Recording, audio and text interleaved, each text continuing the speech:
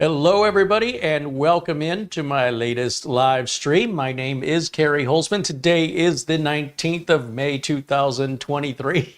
And welcome in, everybody. Peter Laycock with a 10-pound contribution right there in Super Chat as we start. Thank you, Buster. He says, good evening, Kerry and Marlena and everyone in the chat. Thank you so much. And Mark Gaines kicked us off with a $50 Amazon gift card just prior to the show. Shout out and a thank you. Cheers to Mark Gaines watching us in Northern Ireland, and to everybody else who's joined into the chat room, eagerly waiting for the show to begin. Wait no more, the show starts now. Today, I am super excited to tell you that I have the only video on YouTube as of May 19th, 2023, that has a review upcoming right now of this AceMagician high performance AD15 new mini computer. And when I say it's new, I mean the website at AceMagician doesn't even have this thing listed for sale yet. Amazon has it listed if you know to go find it, and I have a link for that in the video notes below today's video, which is it's a $599 MSRP. It's $120 off over at Amazon with a little coupon. You check the box, you get it at $479. And what are you going to get for $479? Is it worth it? We're going to talk about that today. I also want to mention that I've been in discussion with AceMagician regarding making the drivers available for their mini PCs. Should the end user want to reinstall Windows 11, you've been in a uncomfortable position of having to locate your own drivers. And I told AceMagician, that's not acceptable. And they're like, well, you can contact support, but I contacted support over the weekend. I had to wait till the weekday, plus the 12-hour time difference before I got a response. And I didn't want to wait. I want to get this thing up and running, you know what I mean? And I said, you got to put the drivers on the website. Now, as a result of that, the AM06, is it? Those drivers are now added. And then the drivers for this one, they assure me, will be put on the site as well. But I'm not too worried about that since the whole unit itself isn't on the website. But it is something I'm looking out for you guys. I want to make sure that if you need the drivers, you'll be able to get them. And if anything should happen, then reach out to me directly, because I will keep a library of the drivers just for Windows 11. If you want to switch operating systems, you're on your own. So at least that, you can always put it back to what it was designed for, Windows 11 Pro. Planet Cryos contributes $2 in Super Chat. Says, high performance, show has commenced. And Geekazoid Tech with $2 says, hello, Kerry. It's been a long time, buddy. Hey, it's been a long time. Thank you for your $2 contribution and for jumping in and saying hello. Yeah, so today we have a very different looking AceMagician computer. And here's the thing with these mini PCs. It seems like we're sort of on the fence with these sort of AliExpress type deals where you buy it and then you're on your own. And it's a really, really cheap price. But then if you need anything after, say you buy it from Amazon, you got 30 days to return it. And after that, well, I think you're on your own. Now, with regards to the machine that was sent in to me for not booting, that just looked like a user error. I was able to reset the NVMe drive, reinstall Windows 11, and apply the aforementioned drivers. And then that viewer agreed to take the machine back and give it a second chance, because quite frankly, when trying to find a replacement for this viewer, there was nothing that offered the value, in my opinion, of the AceMagician at that price. So do bear in mind that if you are going to buy any of these mini PCs that are not, the big name brands like Asus and Intel NUC, that you can save over $100 easily. But should you need support, you're sort of going to be on your own in many cases, and we'll do our best to help you. And there's a mini PC forum where a bunch of mini PC enthusiasts go to share their stories and reviews and help one another. And that's called minipcunion.com. And they have a review of this unit just posted 3 days ago, where one of the members was sent the unit. He ran it through a bunch of tests. And I have the link to that in the video description below the video. Also, I got an alert today that Team Group has a 2 terabyte NVMe drive, Gen 3. That's pretty fast. I mean, it pretty much It's right up there at the top with Gen 3 drives for 2 terabytes for $79.99 and free shipping at Amazon today. I don't know how long the deal is. A link for that is in the video notes. If you make any purchases from Amazon using my links in the video notes, I make a small commission. I don't know who you are. I don't know where you are. You don't pay any more and you don't pay any less. It's the same. You pay the same. But it does result in a very small commission being returned to me. And those add up if viewers do that to make any purchase at Amazon from my link that takes you to Amazon. Once you're in Amazon, you can buy anything and a small commission will be kicked back to me anonymously. The only thing I can see is what was purchased and when it was purchased, how much was charged, and how much commission I earned on what day and time. That's it. I don't know who bought it, where they are, nothing about it. So it's a great anonymous way to support the channel. And I'll try to find deals all day long for you guys from Amazon, such as this Team Group 2 terabyte NVMe drive for $79.99. Now, you can find a cheaper 2 terabyte Team Group NVMe drive that runs at half the speed for about $70 if you want to save a few bucks and go half the speed. If you do a manual search for Team Group 2 terabyte NVMe on Amazon, it's going to pull up about 5 or 6 different models, performance models, budget models. So if you want to get directly to the unit that's on sale, you can save yourself the search and just click on my link. It's all in the video description below the video. I've also copied and pasted all the information AceMagician put on the Amazon page for the AD15. Sometimes I go through and correct the grammar and such, but I've been I kind of gave it a once over and said, it looks good enough, and copied it in there for you guys. So it's essentially the same information you're going to find on the Amazon page, which is linked in at the video description below the video. Now, let's take a look at it. What are we dealing with here? Let's take a look at the Amazon page. Let me go to my window capture, and we'll turn that on. And then I will select that window, which is right here. And we're going to take a look at this together. That doesn't look right. Oh, hold on a minute, guys. I have to activate the window. Okay, I'm a little out of practice. So here it is. This is the AceMagician AD15. It is a 12th generation Core i5, 12450H. That is an 8-core, 12-thread processor that can get up to 4.4 gigahertz. This has Wi-Fi 5 and Bluetooth 4.2. Now, we know Wi-Fi 6 and 6E and Bluetooth 5.2 or 5.3 are even newer than this. But by going with a generation older, you can save quite a bit of money here, and I'm suspecting that's why they did it. It's got 16 gigs of DDR4. This is a 12th gen, so it doesn't require DDR5, and a 512 gig NVMe SSD. It can support 3 screens at the same time at a resolution of 4K and 60 hertz. Now, they say it's good for business, gaming, and daily use. I don't know about gaming, but certainly for everyday use, for just about everything else. Here it says apply a $120 coupon. And you'll see that brings that price to $479 here with free shipping. And it looks like I'd even get it. Well, here it says I'd get it on Monday. When I was logged into my account, it said I'd have it tomorrow. So, depending on whether or not you've got Amazon Prime. Now, here they're talking about the processor 3.3 to 4.4. We're talking about the wireless. So it does have an RJ45 on network port, but of course it has Wi-Fi 5 and Bluetooth 4.2. It's got some models, they have an 8 gig model. We have with 256, I think. No, 8 gigs and 512 or 16 gigs and 512, it looks like. Let's see, there are 2 HDMI ports together with the Type-C on the front. Oh, the Type-C on the front can be used as a monitor output. Okay, that's how we're getting to 3 monitors. This talks about their support.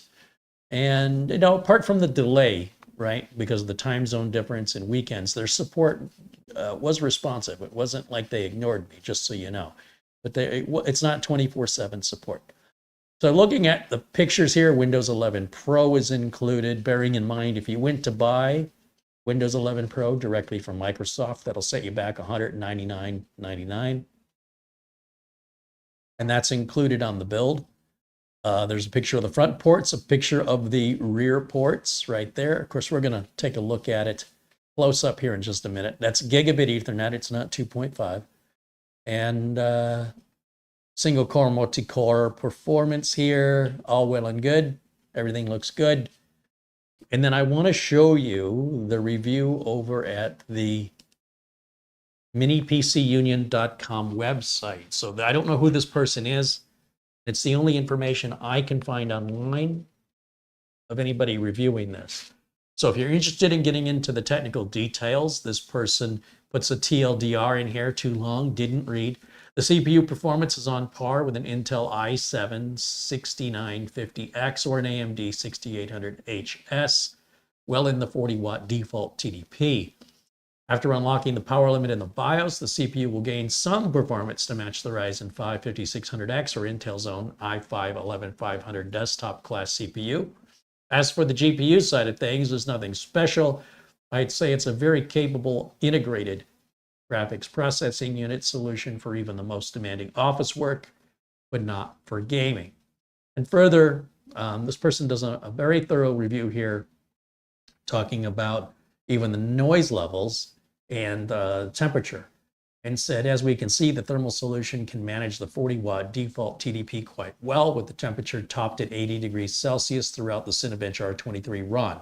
As for unlocking the PL limits, the system first boosted the CPU all the way to 65 watts of power, resulting in temps as high as 100 degrees Celsius while in PL2, and hovered at the low 90s into the high 80s after 45-watt PL1 kicked in. After that, I took the system apart and repasted it with Arctic MX6 thermal interface material.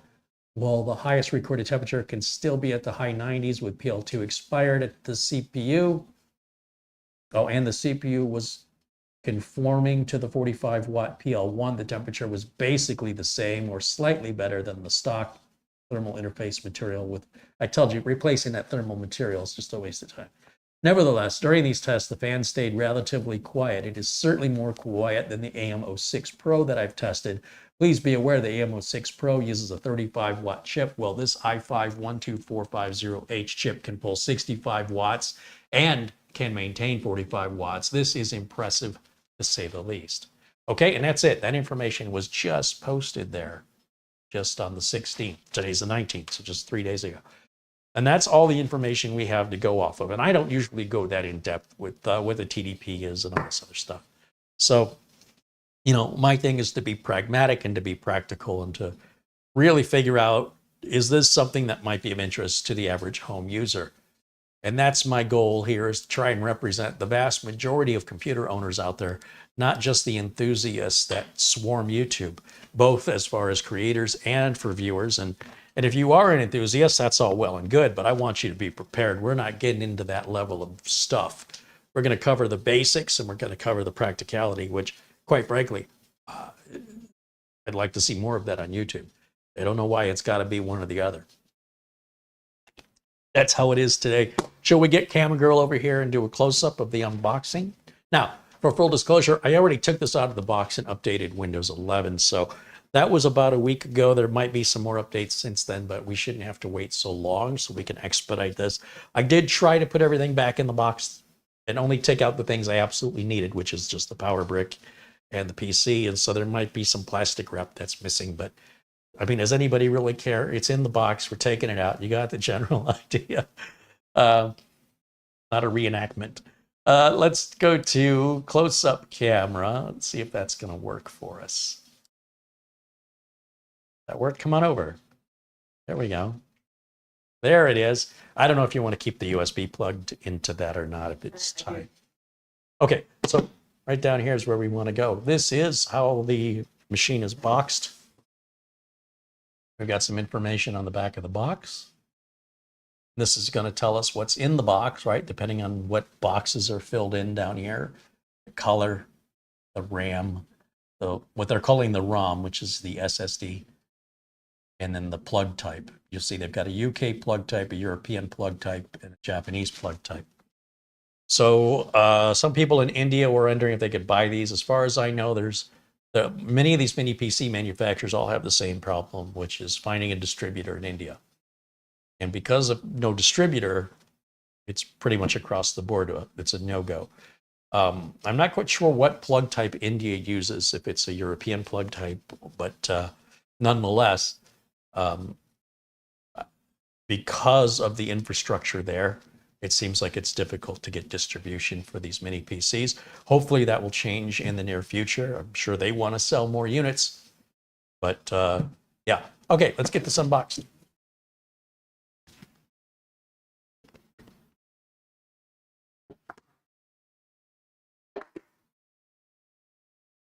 Now, this doesn't look like any other AceMagician mini PC I've ever seen. This has a weird sort of a, what color would you call that? Burnt orange? Little color tab here. There's our USB Type-C or two USB Type-A's. There's our headset jack or audio jack. We've got a power button on the top. What's that warning say? During the first boot up process, if you cannot log in. Oh, when you first boot it up, don't plug it into the internet. Okay, on the back, there's our gigabit Ethernet port, our barrel style power connector. There's a Kensington lock or K-lock if you want to bolt this down with a steel cable. 2 HDMI and 2 more USB 3s. And what is that? Reset. See an R there. So that's a recessed reset button. Now check this out. This is a bit different. On the bottom, there are 2 screws. One here, one here. And if I take this screwdriver out,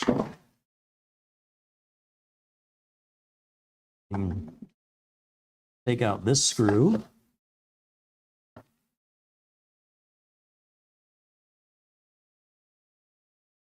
you know what? I always do this. I'm always trying to hold it for the camera. I would never work on anything like that in real life. I would have it closer to me, even if it means you can't see as well. All right, there's one of the screws there.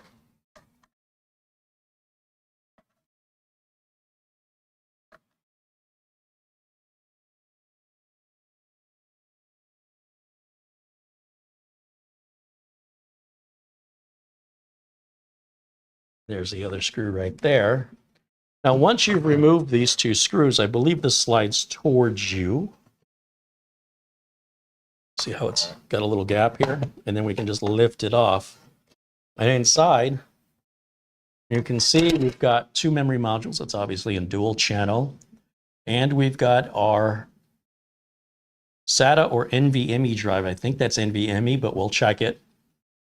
And then we've got a drive bay here for a 2.5-inch drive, which appears to not have anything holding it in.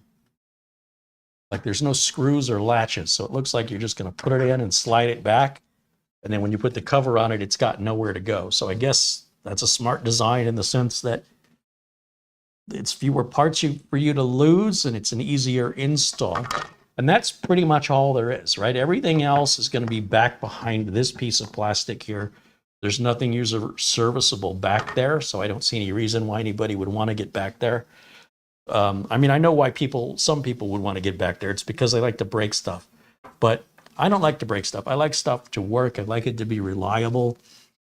And there is nothing user serviceable in there.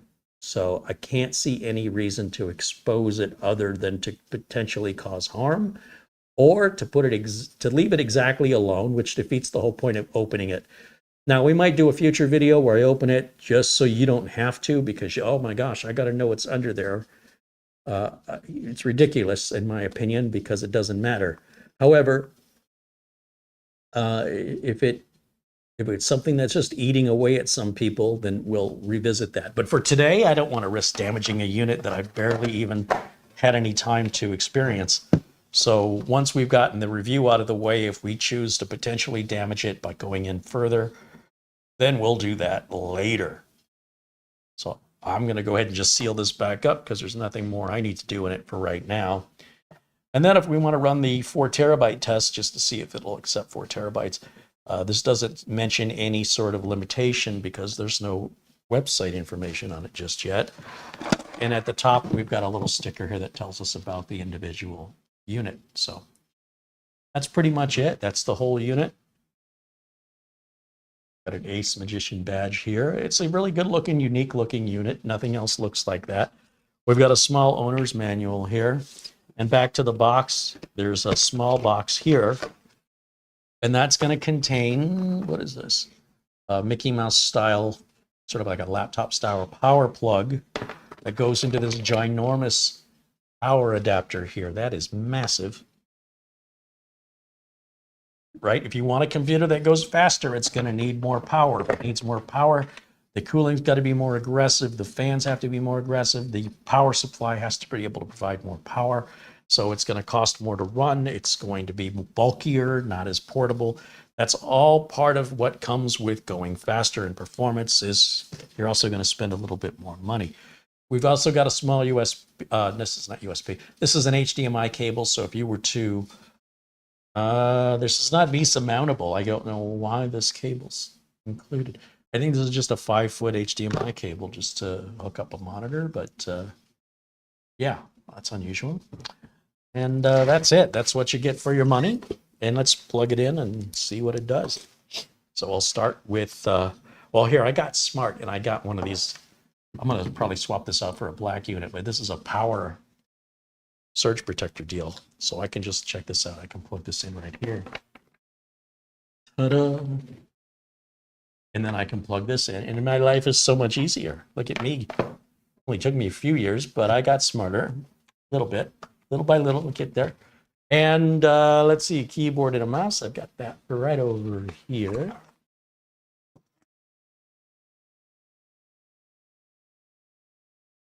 Turn that on. And I'll grab the wireless dongle and plug it in. Oh, anywhere back here will be fine. Now, because I've already run this through the first, out-of-box experience of setup of Windows 11, I can safely plug it into the internet. So I'm going to do that now along with the HDMI cable so we can capture the output in the capture card. Once I untangle my HDMI cable, which seems to have snaked itself around several other cables like some kind of weird HDMI python trying to choke them. That's an aggressive HDMI cable right there. Be careful, it's venomous. And then my internet cable, which is on the floor, Ethernet. Ethernet, where are you? Here he is. Oh, he's a survivor of the HDMI choke. There it is. Now we're all plugged in. We should be able to fire it up and see what it's going to do. So right over here on the top is the power button. I'm going to go ahead and press that. And then we're going to switch over to the what is that? That's my HDMI input. Here we go. It says no signal. You're clear. Thank you. Now we've got the AMI BIOS power on self-test page. And we get the toilet flushing. Isn't that what that is? That's a toilet flushing, isn't it? And then once the toilet is flushed, we get to the desktop. Here we go. I set it up with the username of user with a local account. And that's pretty much all I've done to it. I've not tuned it or optimized it in any way. And while we're in here, let me go full screen over here because I can barely see what you guys are seeing full screen. Oh, that's better. Now I can see. Okay, let's take a look at what's going on in here. We'll take a look at the system. Did I not turn my keyboard on? System. In system configuration, is it? No, that's not what I wanted. System information, maybe? Let's try that one. All right, we get a little bit of information here in regards to the CPU is, in fact, what it says it is, right? Not like we're expecting it to be anything else. We are in UEFI mode, of course. That was a thing you used to have to check when we were switching over. I've got it already set to my time zone here in Phoenix. And let's go into the settings. Let's do it this way. and we'll go to About.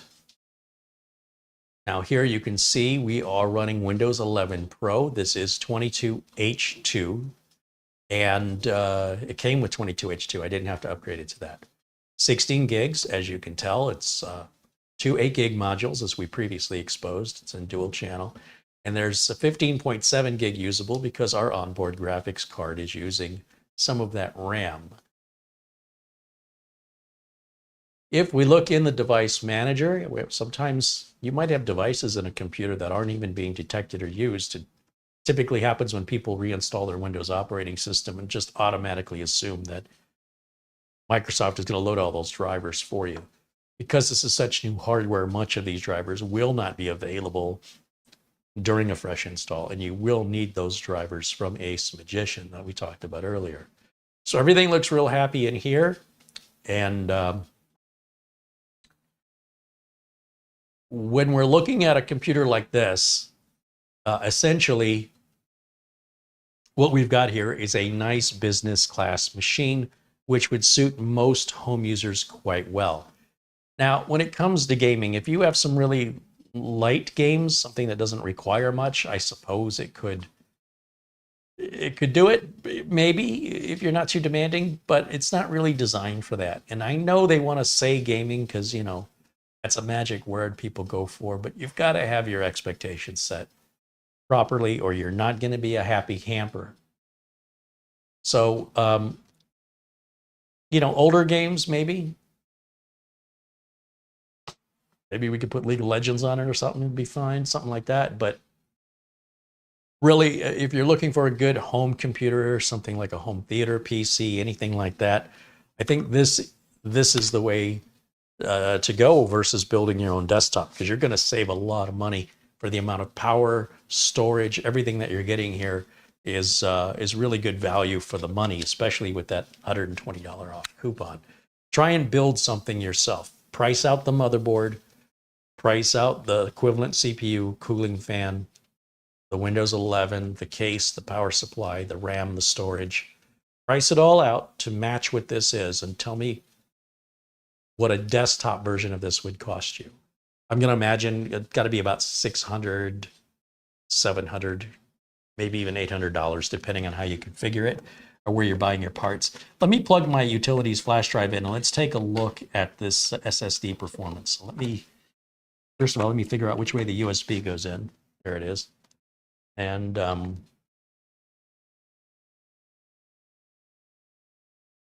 we'll copy over. Where is it? Right here. USB. Copy over some of these testing utilities. So there's CPU-Z, Crystal Disk Info. And I just copy these over to save time from downloading them. They're all free downloads. You can Google and find them very easily. I always use the portable versions. We can even bring that over if we want to see our temps.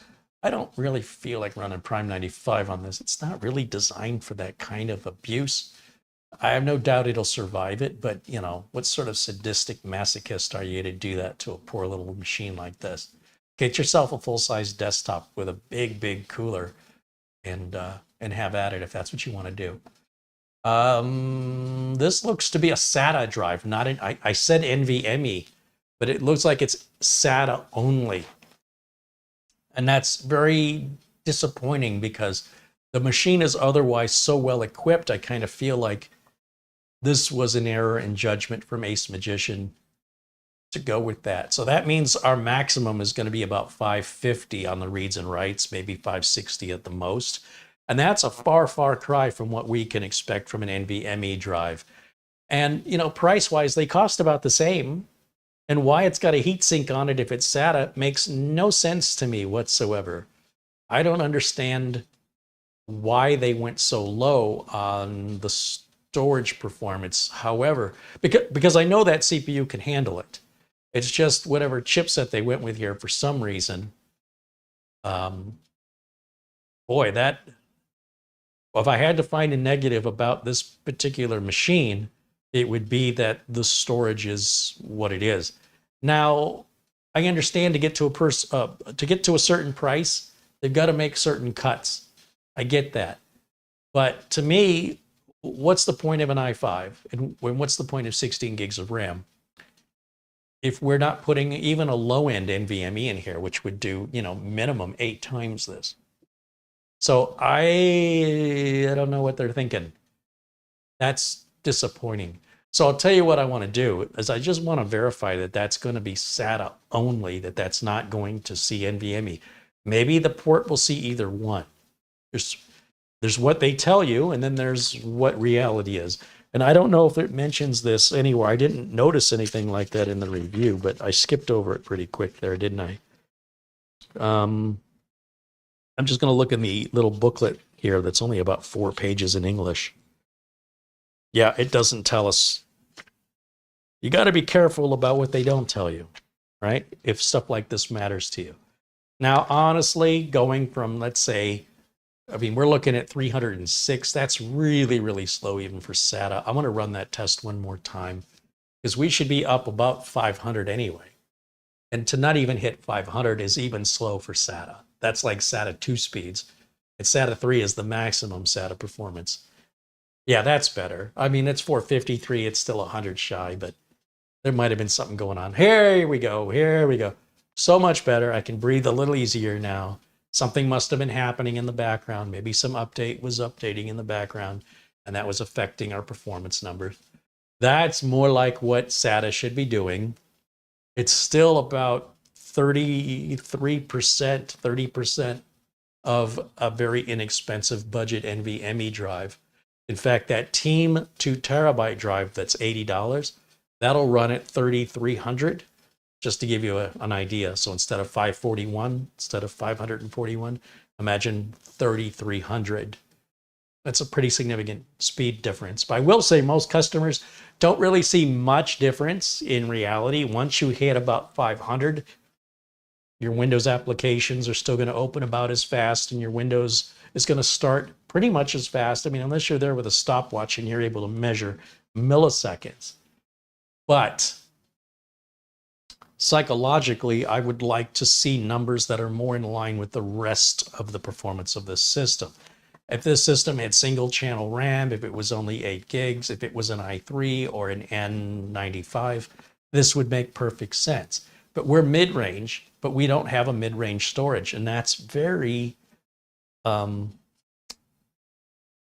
unbalanced in my mind, because I think for the same price, and I don't know what AceMagician is paying manufacturers in China for these drives. But if you go to Amazon and you search for any M.2 drive of any capacity, the NVMe drives are almost always the same price or cheaper than the SATA drive, regardless of capacity. So I don't know what's going on here. That makes me sad, because I thought, up until just now, I thought this was really cool.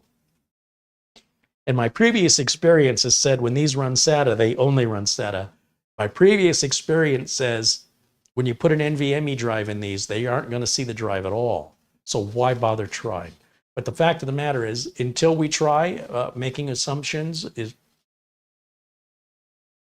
it's speculation. And despite previous experience with other models, even from the same company or other companies, that doesn't mean this model is going to perform the same, even though I honestly and truly think I'm wasting my time.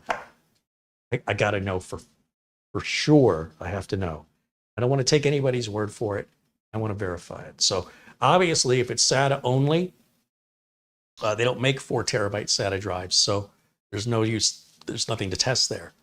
But that will be a limited part of this deal if, in fact, NVMe doesn't work. Now, I've looked in these machines similar to these where NVMe is listed in the BIOS and yet still doesn't recognize an NVMe drive. So I'm going to step over here and look for an NVMe drive that I can use. Obviously, I'm not going to use the 4 terabyte one because that's really asking for trouble. I've got this Crucial P3 drive sitting here that I've used the past couple of times. And this is a 500 gig NVMe drive. This would be something more like I would expect something like this to come with. And I think I left a Windows 11 install on here. So I should be able to just pop it out, pop this one in, turn it on. If it doesn't see a drive, then we know it's SATA only. That's how that goes. Should we get the close-up camera back out? I'm going to go ahead and just pop the power button right like that. And that's going to cycle through a normal Windows 11 shutdown, just no different than going to start and shut down. You can do that too on your computer. If your computer goes to sleep, you got to go in the control panel. And there's an option in telling it what to do when you press the power button. And this is still on, so that hasn't worked. So maybe this, I haven't changed it from the default, but maybe, no, it went off. Wait a minute, why is the power button still on? Oh, the power button on this is breathing. That means it's in sleep mode. So you see how fast it came up when I hit the button there?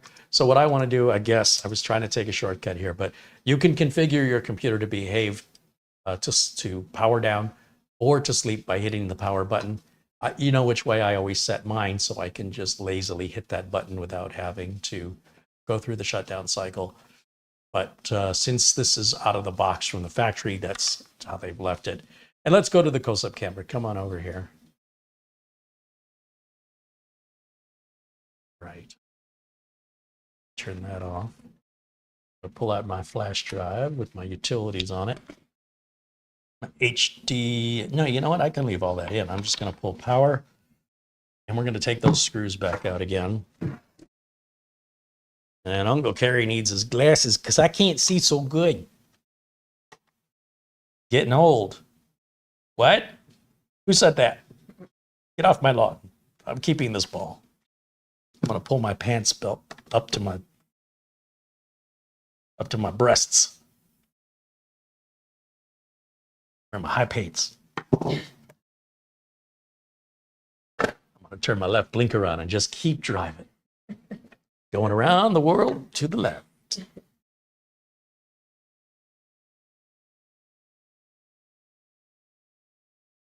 Yeah, I don't know who the manufacturer of this drive is. It's some dollar store special out of China. You want cheap, you know, you want inexpensive, you know, it's got to come from somewhere. So I understand why they're doing it. I totally get this. I don't know why it says 2250. There's no such thing as a 2250. This is a 2280. You'll see it's a B key. It's got the 2 notches here, whereas our NVMe is only going to have the 1 notch there. M key, or did I just say those backwards? See, that says 2280. That's right. It's 22 millimeters wide. It's 80 millimeters long. There's no way you're going to tell me that 2250 is 22 millimeters wide and 50 millimeters long unless they have some different kind of math in China. Yeah, I think things get lost in translation. All right, so again, I don't know if this is NVMe. I will tell you that quite often when they're keyed this way, if you don't have that notch, the drive won't sit into the socket. So it's like they've given us a SATA/NVMe socket. It's promising, maybe, but I got a feeling it's not going to work. And I'll just keep the lid off of it here because I've got a feeling this is not going to work. If it does work, I'll be happy. But I don't think happiness is in the cards for me today. Let's go back over to the capture. All right, you're clear. Right now it says no signal. And give it a minute. Here it goes. Now, whether or not this boots will be the telltale. It's booting. Oh, thank goodness it boots. All right. Breathe. Oh, man.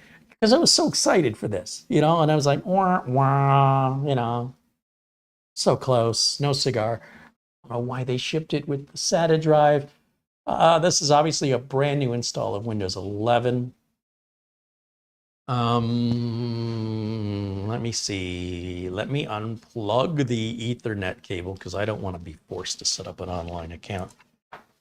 And then let me just go through the setup real quick. Yes, it's the United States. Yes, it's United States. Yes, it's United States. Ask me a fourth time. I'm going to say I don't have internet. Continue with limited setup. That's good. And then I'm going to just say user is my name with no password.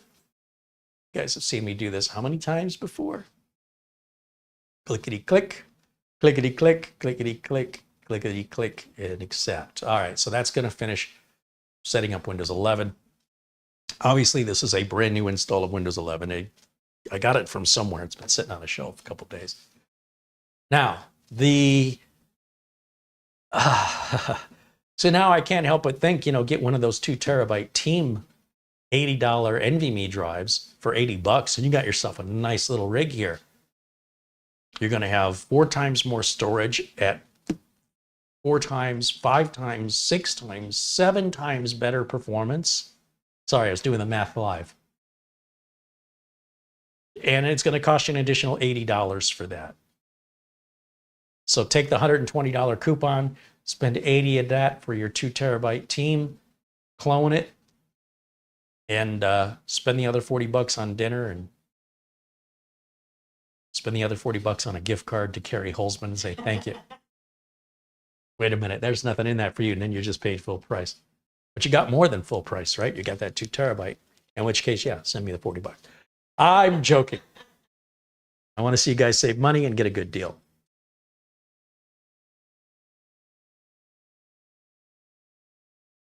Okay. Now, utility CD, I'm going to plug that back in. See, did I just call it a CD? Utilities flash drive. I used to have a utilities CD. I've been doing this business for 30 some odd years. Where's my utilities floppies? And we're going to bring back over Crystal Disk Mark, and we're going to run the exact same test. Still the same capacity, still a 500 gig NV, 500 gig storage, M.2 storage. Let's see what the numbers look like. We were at 524, something like that before. Let's see what these look like on the Crucial P3.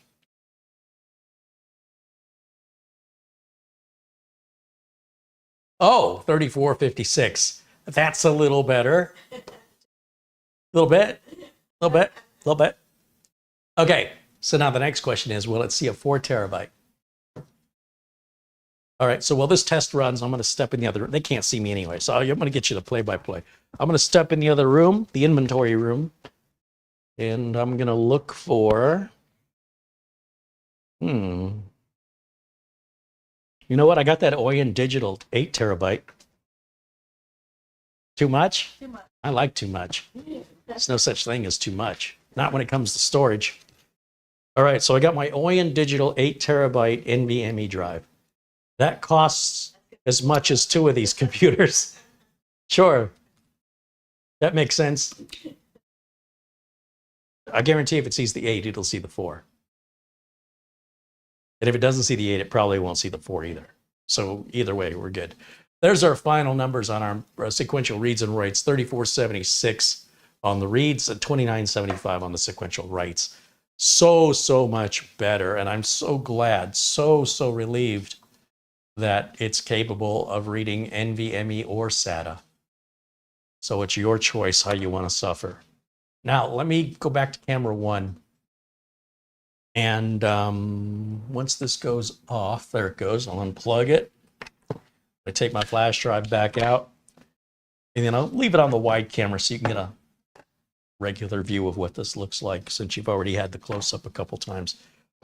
I'm going to go ahead and remove the Crucial. This is the P5. What did I call it? A P3.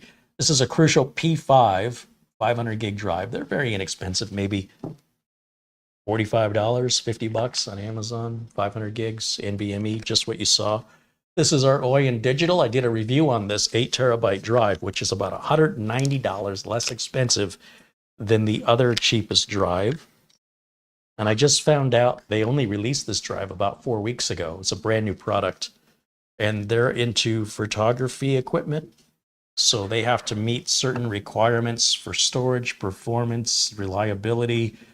And despite the fact that I've never heard of them, they've been around like 15 years or something. So anyway, I hope to review more storage products from them, because storage is a big part of digital photography.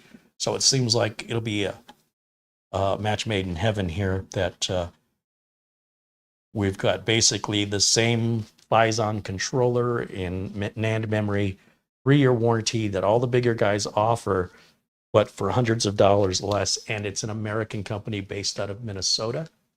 What's not to like? Power cable back in. Do I have this upside down? That explains why I'm having a hard time. And then I'll power that back on. I don't think this is going to work. But I said that before. Let's switch back over, see what happens. Now, either way, we should get a post screen. It's just whether or not it's going to boot. So if I see the toilet bowl flushing, the toilet bowl is flushing. Are you kidding? This is an 8 terabyte NVMe drive. It has the same install on it from before. Holy cow.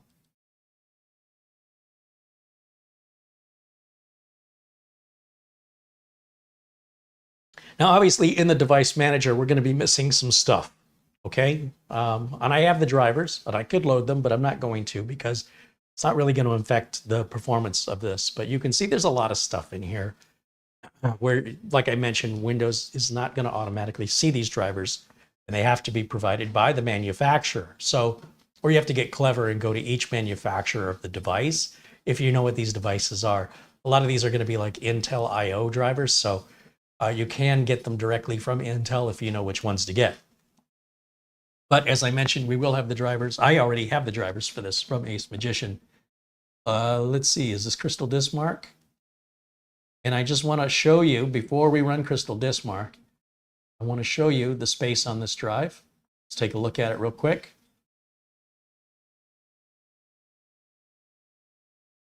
As you can see here, this has got a capacity of 8 terabytes. We're using 27 out of 79, 73 available. So just a little bit of elbow room there. And we'll see what the performance is on this drive.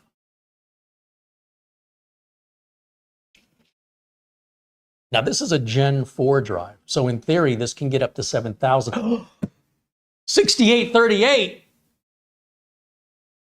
What was AceMagician thinking, putting that 500 gig SATA drive into such a capable machine? Well, listen, you know the story of the ugly duckling? What we have here is something that's been well underestimated.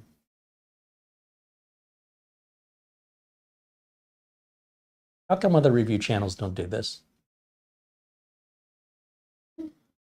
Wait a minute, my write speed's 280. That can't be right. I know that's not right. There's something very wrong with 280 on my write speed. I did get a warning about something. I didn't read it.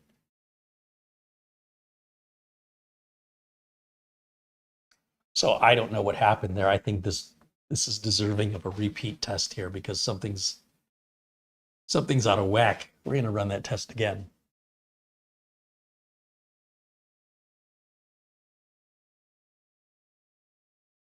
And this is why I bought the drive. Specifically, I don't, oh, now see our speeds dropped for some reason. Something's off. I wonder if the drive overheated. Should I touch it? It's pretty hot. Yeah, that's pretty hot. I think it's going to need, yeah. So where's my heat gun? Where's my thermal infrared heat gun? That feels really, really hot.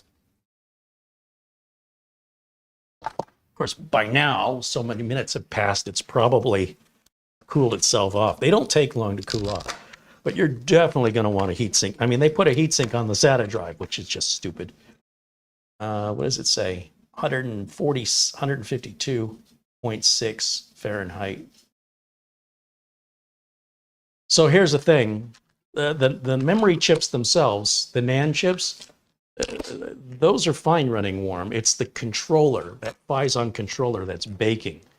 So you know when you see these heat sinks and they run the full length of the NVMe drive, I mean, in theory, you only need to cover that where the connector is. So just that first inch. And after that, if anything, the heatsink can make the NAND chips run hotter because it's blocking them from breathing. So hopefully we'll see some advancement in the heat sinks, but that sucker is hot. Okay, so keep that in mind. If you want to do this, you've got to be able to have that thing cool down. And there's not a whole lot of room for a heatsink on there. I don't think this little puny heatsink on this SATA is going to do much. So I'm not going to transfer it. But we do see what the possibilities are. And obviously within reason, because as we get to these capacities and performances, we're going to generate more heat and draw more power. Now, this isn't hurting the drive at all. Okay, I don't want you to worry that I've somehow damaged this drive. It's fine. If you were to run it at temperature, it's just going to throttle down and get slower and slower and slower until the temperature cools off. And it's warm. It's really warm. So we definitely don't want to leave it like that for long, because nothing good can come of that over the long term. But I'm thrilled to say it is working with Gen 4. I don't know that Gen 4 is a good idea, though, because of the heat requirements or the cooling requirements of Gen 4. But with a Gen 3 drive, you should be fine. So that Team Group 4 terabyte Gen 3 drive would probably be just fine in here. But that bad boy is hot. Holy macaroni. What a bizarre choice to put a 500 gig SATA drive into this otherwise very capable machine. They have absolutely crippled it with this. However, depending on the kind of user you are, you may not even notice the difference, if I'm honest. It just kind of depends what you're doing with it. Some people just chase benchmarks all day. I know a lot of people that watch these kind of videos, they're benchmark watchers, and they just want to see bigger numbers. They don't have any justification. You ask them why, what are you going to do with it now that you got the bigger numbers? They don't have any answer. They just had the money and they had the time, and it just makes them feel good inside. And if that's you, that's fine. You know, I'm not making fun of you. What I am trying to do is to make everybody else aware what the logic is from a certain group of people that do nothing but chase numbers and have the money and the time to do it when there's no result that changes how they use the computer. Now, the people who actually do benefit from the performance, you don't really see a lot of them on YouTube. And those are people at such a technical level that they don't need to be watching videos like this. They're busy working, right? They don't have time for this. That's what I found in my career. Now, this, and there's always exceptions. So this Oyen digital drive here, this is the 8 terabyte drive. And I'm going to put it back in its package for next time. And you're going to keep seeing this over and over again as I continue to review other mini PCs and see if there are limitations which either aren't mentioned at all by the manufacturer or are underestimated by the manufacturer. And you think, why would a manufacturer do that? Well, a lot of times they're just, you know, they're coming out with models every other day, and they're just in the documentation department just copying over what was written about the previous model, making a few key. Huh? Oh, it's not hot anymore. It's already cooled. It doesn't retain heat like a. You ever get freshly fried chicken in the bone? It takes it like 45 minutes before it's cool enough to bite into and not melt off the roof of your mouth. It's not like that at all. It's very thin, and the heat transfer, almost like aluminum foil. You know, you can have aluminum foil in your oven, and the oven can be at 425 degrees. And you can take that aluminum foil out by the edges with your bare hands, or if you very quickly just take it out of the oven with oven mitts and set it on top of the oven, within seconds, that aluminum foil, at the edges where there isn't anything hot, at the edges, it's cool to the touch. I forget what they call that. There's a whole thermal properties thing there. But in any event, that's a very small little device. It cools off within just a couple minutes. And yeah, it did get very hot, though, and that certainly explained the drop in numbers. So it's not a problem with this so much as it's a problem that it wasn't designed for that. If the hole in here was deeper and had room for a taller heatsink, that would be nice.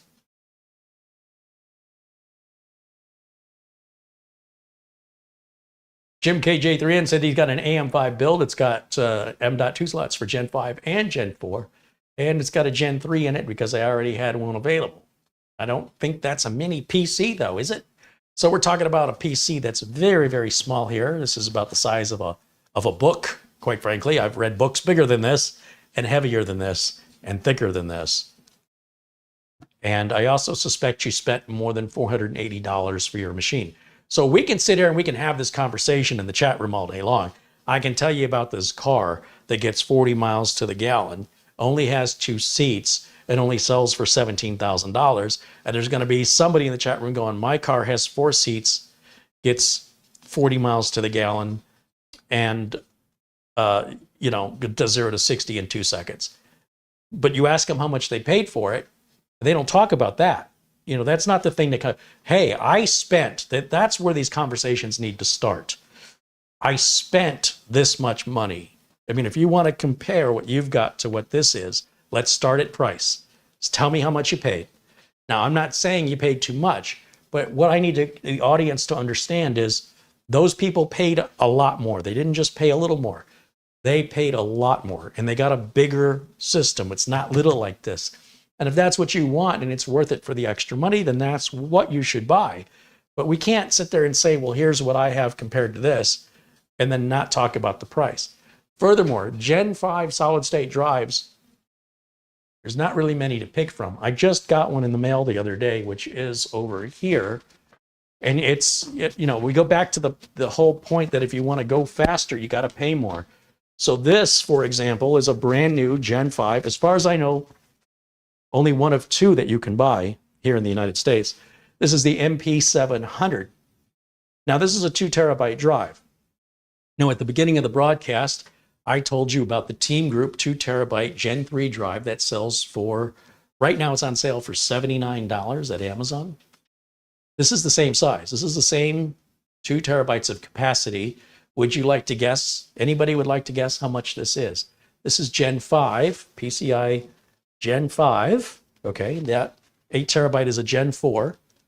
The Team that I talked about in the beginning is Gen 3. Each generation runs twice as fast as the generation before it. So you can about double the price each generation for the same capacity. 2 terabytes of Gen 3 is about half the price of 2 terabytes of Gen 4. Or in some cases, Gen 4 can be 2 to 3 times as much for the same capacity, and then double it again to go to Gen 5. So if you want these performance numbers, which honestly add to milliseconds, they look like big numbers on your benchmarks, and that might make you feel all warm and fuzzy, and you're going to pay for that.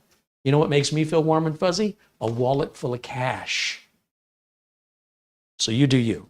I would rather have the warm fuzzies from the money I didn't spend for the technology that gives me diminishing returns, just so I can have some, I don't know,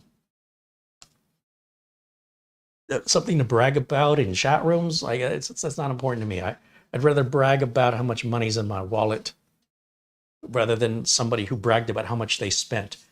Now, that's just me. I'm not saying it's wrong to have the other attitude. Some people have a lot more money than me, and so it's not a big deal to spend that kind of money. To me, it's a bigger deal. So let me see here. I've got a RoboForm update.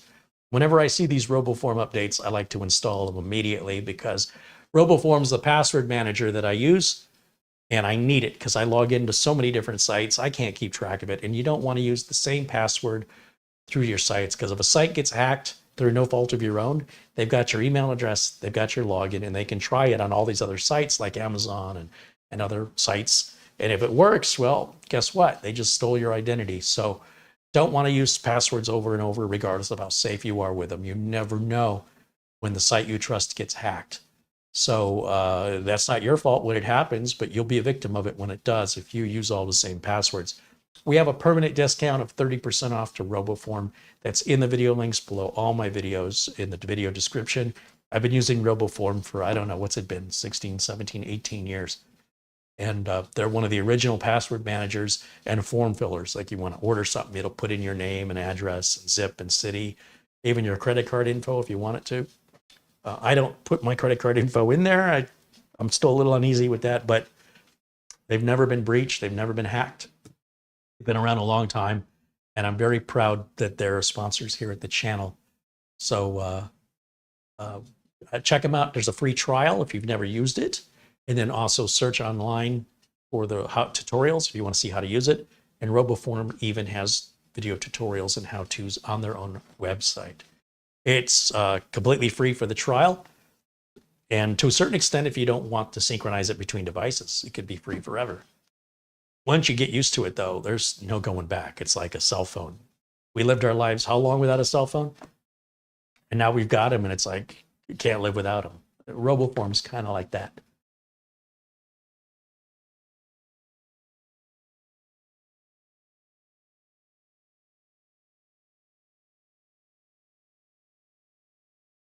Michael Dane says he's got a Samsung 971 gig NVMe drive with a read of 3476 and a write of 2503. Yeah, that's exactly with what that drive should be doing. The writes are about 2/3 of the reads on those. If you get a larger capacity drive of the same model, it'll run faster. That's the way solid state technology works.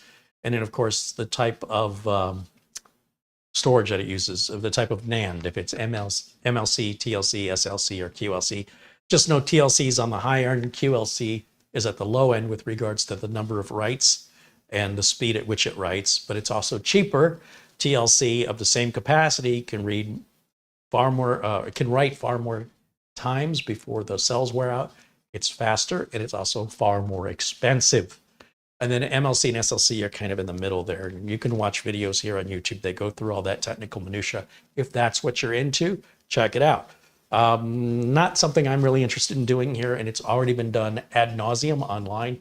So feel free to check out those other resources if that's what interests you. Trevor says hello from Australia. Les Stevenson says wonderful reviews today. Thank you, Les. Thanks for hanging out.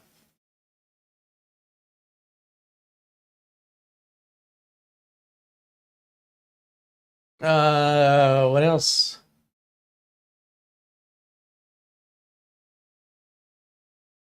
Hyder wants to know if my motherboard should be able to handle that Gen 5. No.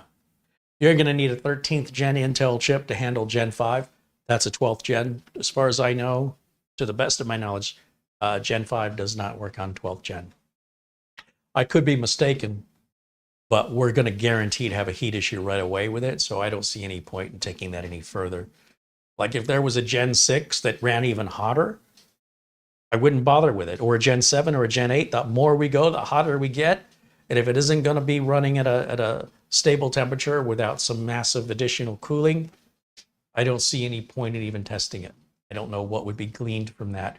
My understanding is you need a pretty high-end 13th gen motherboard to get Gen 5 on the Intel. So for example, I have a Z790 gigabyte board with an $850 13900KS processor, which is just ridiculous and stupid.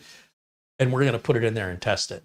This is never anything I would have bought for myself, but it's here for the channel and to look at the possibilities, because somebody out there has the money.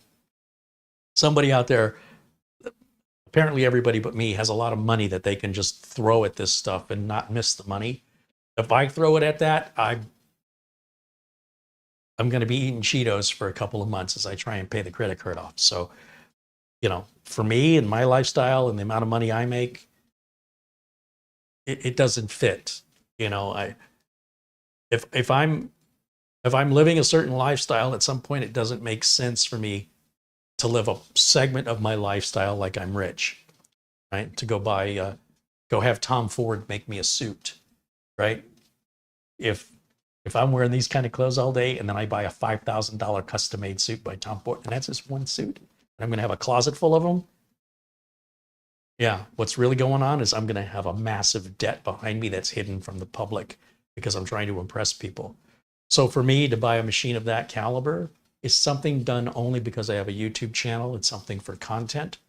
And for those who can afford it, I remain jealous of you that you could have a machine like that every day, because very few people I know that have a machine like that at home actually need that or would benefit from having it. The people that I build machines of that caliber for would be typically businesses. And even then, it's usually a specific employee or department in the business. Not everybody gets a machine like that. So even businesses that have potentially millions of dollars wouldn't spend it if they didn't have to. But if we just want to examine it from the sake of wondering, how does the other half live? It's not the other half. It's maybe the other 3%, 5%, if that, probably 3%. we'll cover it out of curiosity, but I don't find it to be a value. There's the dollar for performance is right down the toilet. You get much better value from mid-range on storage, on RAM speed, on RAM capacity, storage speed, storage capacity. It's all right into this middle area. On the low end, you're just kind of hurting yourself. That's self-abuse. And on the high end, it's kind of self-abuse too. Nobody buys a Ferrari because it's reliable or a good deal. You know what I mean? You're buying it to impress people, or you're buying it to fulfill some inner need. I can't help you with your inner needs, but I can help you with being practical and pragmatic. So that's what I'm trying to do here. And that's what motivates me to make these videos. And that's why, if you're wondering why I do certain things, it's always trying to be practical. Because that's how I was raised. If I was raised with a silver spoon in my mouth, I might think differently. Now, let's go back onto my teak wood faceted yacht. Can you continue this discussion over some caviar?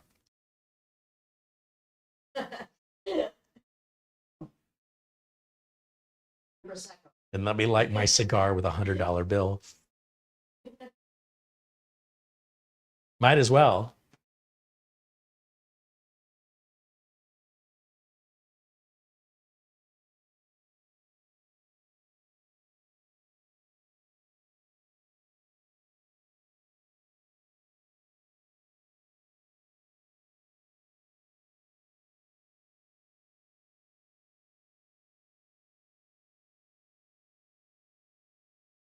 Flipper Flops correcting me that SLC is the most expensive. I thought it was TLC. But as you can imagine, when you're dealing with so many different levels of technology, from motherboard chipsets and processors and video cards and RAM and speed and storage, everything starts to blend together and get mixed up. So I'm sure you're probably correct. The bottom line is, when I'm shopping for NVMe storage, I'm not even looking at that. I don't care. I'm looking at what are the performance numbers. I don't care if it drops off after a certain amount of writes because it doesn't have any DRAM. I don't use my computer in a way where that makes any difference in my life. If my copy takes 4 seconds more, I don't care. Furthermore, a lot of the data that I'm copying is coming to or from the network, which is bottlenecking it anyway over the gigabit network speeds. And I'm not going to replace my NAS with a 2.5 gig and replace my router or have to buy a switch that's 2.5 gig and spend all this money. So now I can run, instead of 130, I can run at 250 megabytes a second. And now that 4-minute file takes 2 minutes to, like, really, for 2 minutes? How often is this happening in my life? So I can't justify it, and certainly not 10 gigs. That's just preposterous, over the top, just set money on fire. Now, if I had a business and I had a lot of employees all trying to access a server, and we need to increase productivity, and we don't want to have people waiting around for files to load, different story. But me in my house, 2.5 gig is ridiculous, and none of that helps me on my Wi-Fi anyway. So it's just getting ridiculous. But to each his own. Remember, I'm trying to keep it real.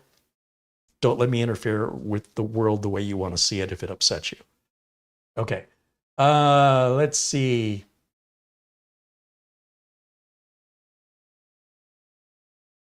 Scrolling.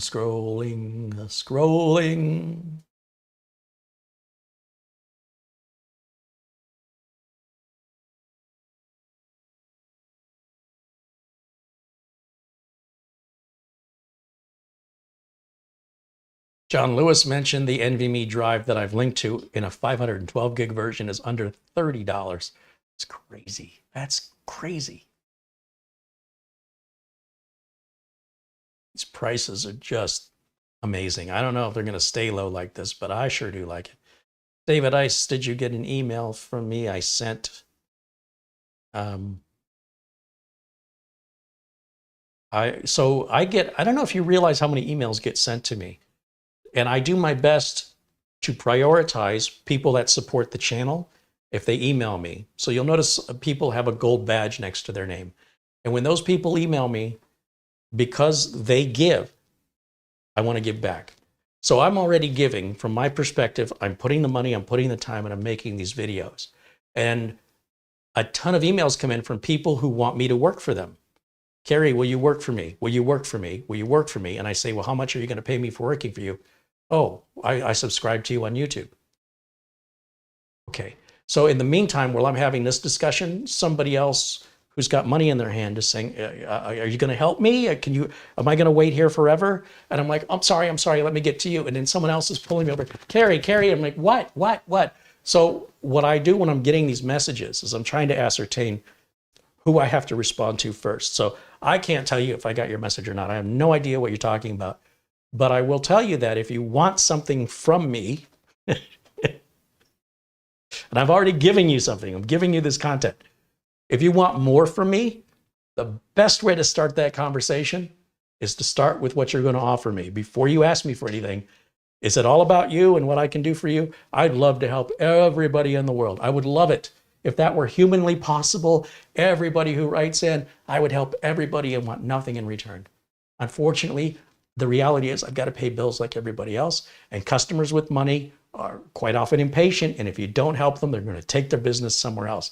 And not only that business, but any future business. And in the meantime, somebody who's getting you to work for nothing will keep wanting you to work for nothing because, hey, it's benefiting them for you to just continue to work for nothing. So of course they're going to keep coming back for more. And at some point, when you feel like you're being used, you might find yourself in my position and go, that's enough. So that's how we got here, unfortunately. And it's taken me a while to recognize it. And I want to explain it to you because you may not realize it if you don't find yourself at the point of having numerous people reaching out and asking you to do something for them when I feel like I've already done something. So how come that wasn't enough unless we want to engage in hiring me? So if you're going to hire me, that's fine. But in most cases, I am dealing with a deluge of emails on Facebook messages, emails, and they're coming from potential sponsors that want me to show their products, and they're coming from viewers who want me to do stuff for them for free. And it's coming from spam, and it's coming from fake sponsors that are trying to trick me into giving up my, into installing a download where here's a video we want you to put in your content and we'll pay you this money. And you have to download it from Google Drive. There's your first warning. And of course, when you download it, it's a virus and it captures all your login equipment, your cookies and login information, and then they just take over your YouTube channel. I'm dealing with all of that and more. Plus, I have real customers that call me locally, and I'm just one guy. I don't have any employees. So I hope that answers your question. I want to set realistic expectations because I want my members to know that despite all of that, I still prioritize your emails when they come in. And if people are not a member and they're not giving anything to the channel in that way, but they still want to ask more from me, it's not there. Like I don't have that much bandwidth. So I hope you understand that it's not just about money. It's about taking care of people. And when you have to triage it, it becomes sort of how do you decide who do you help first? And I take it on who's most deserving to be helped first. And I think that's the only fair way to do it. And here we are. It's not a fun place to be. And I don't like that people put me in the position, but they do, and here we are. In the meantime, I have no idea what your email's about. So I don't know what you're asking for. All right. I mean, this last week has been really bad with that. If you can't tell, you've touched a nerve. Somebody reached out and said, can you tell me how to, what parts to use to build a machine? And I'm like, I don't even know you. I don't know what your budget is. I don't know what kind of machine you want. I don't know what it is you're looking for. Well, I'm going to put it together myself. All you need to do is give me the list. I said, well, if that's all you need, then you don't need my help if it's that simple. Have a nice day. And they just kept reaching out and reaching out and reaching out until I just couldn't ignore them anymore. And I'm sure they said, well, that guy's a jerk. Okay. What did I lose from that? A subscriber? We've already had this discussion. So, yeah, I don't get paid based on subscribers. So I don't know why people think that, but I wish I did. Based on the number of subscribers I have, I'd be doing pretty good and probably could hire some people to help me. Ben Laird joins us from Scotland. A shout out and a thank you to our good friend Peter Laycock, who earlier in the week had a very generous PayPal contribution to the channel. And I just always like to shout out the people who go above and beyond to help me to be able to make this content. There was an article I published about YouTube revenue going down about 90% for a lot of creators as of March. So it wasn't just me.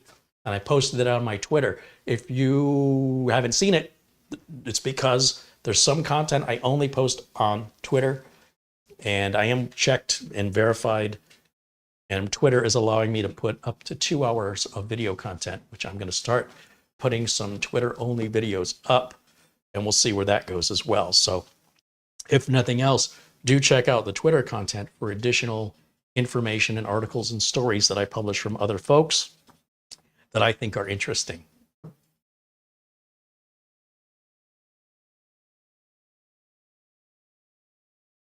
David Ice said it was a question about the size of an M.2 drive. So again, M.2 drives only come in 3 sizes. The 2280, well, there's a 22110, but I've never seen one. 2280, 2260, and 2242. All you got to do is look up the manufacturer of the device you want to plug the M.2 in, and look what it tells you. Look on the circuit board, it'll probably say 2260, 2242, or 2280. I don't know how to do that for you.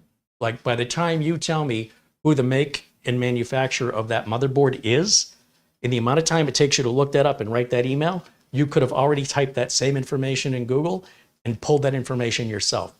You can also contact the people who took your money. I didn't take your money. So if somebody took your money when you bought that, whoever that was that took your money, you should be asking them, the people who took your money, what they sold you if you don't know what you bought. I don't know what you bought. And by the time you do the research to tell me what you bought, you've already looked up your own answer.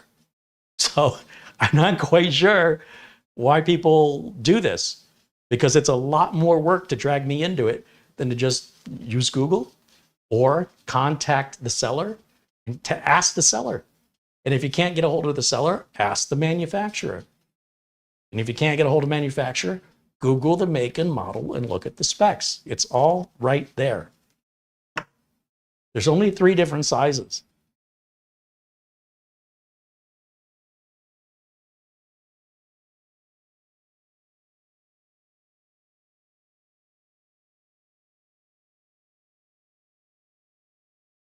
Stowe has been a member, speaking of members, and a supporter of the channel for 12 months now. That's right on, Stowe. Thank you so much. He says, happy Friday, everyone.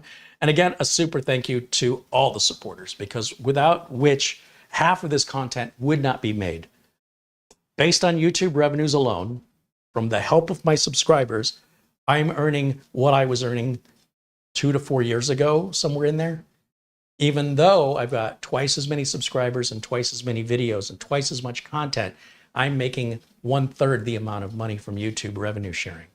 So that means it's going to be time to turn into one of the big tech channels and start taking sponsorships from manufacturers, so I can sit here and talk about their products and only their products and not say anything critical about them for fear of losing the money. I don't want to do that. I don't think you want me to do that. And I appreciate your participation in the chat room, and I appreciate that you're a viewer, but I also want you to take a minute and wonder where the stuff comes from. Today, this was presented to me from AceMagician at no cost in exchange for me to do an honest review. I have no contract, and I'm not obligated to say anything. This I paid for with contributions. I'll find the word. Corsair has never sent me anything for free. Maybe that'll change, but in the meantime, I thought it would make good content. I'm not buying this for me. I'm buying this for you guys. So if you want to see more content, your contributions help that. If you can't contribute in that way, and you notice there's only a couple videos a week, that's why. Or I start making commercials like all the big tech channels make commercials, right?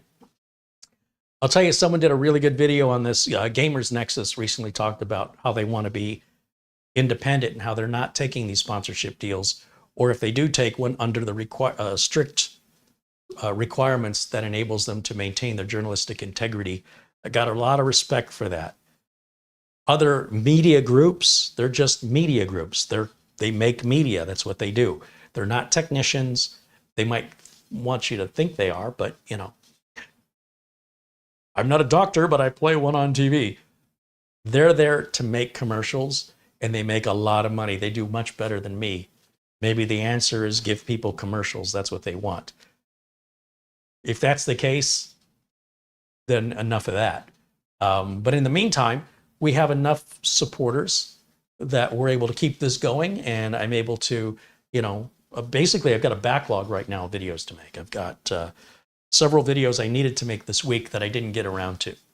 So next week, hopefully I'll be able to get some more videos cranked out. And during next week, I've got more product coming in that I was setting up this week and a lot of correspondence to get in here for the following week. And then hopefully at that point or the week after, I have a very unique computer build coming up. We're going to bring Mitch back, and he'll help us with this really bizarre case that's coming from China. So I don't know if it's going to be here in 3 weeks or 6 weeks. But once it's here, we'll get it scheduled. It'll be a Friday show, and we'll have Mitch back, and we'll have a lot of fun. And I guarantee you've never seen this case on YouTube. Nobody's done it. Just like this. Nobody's done this review yet. As of May 19th, 2023.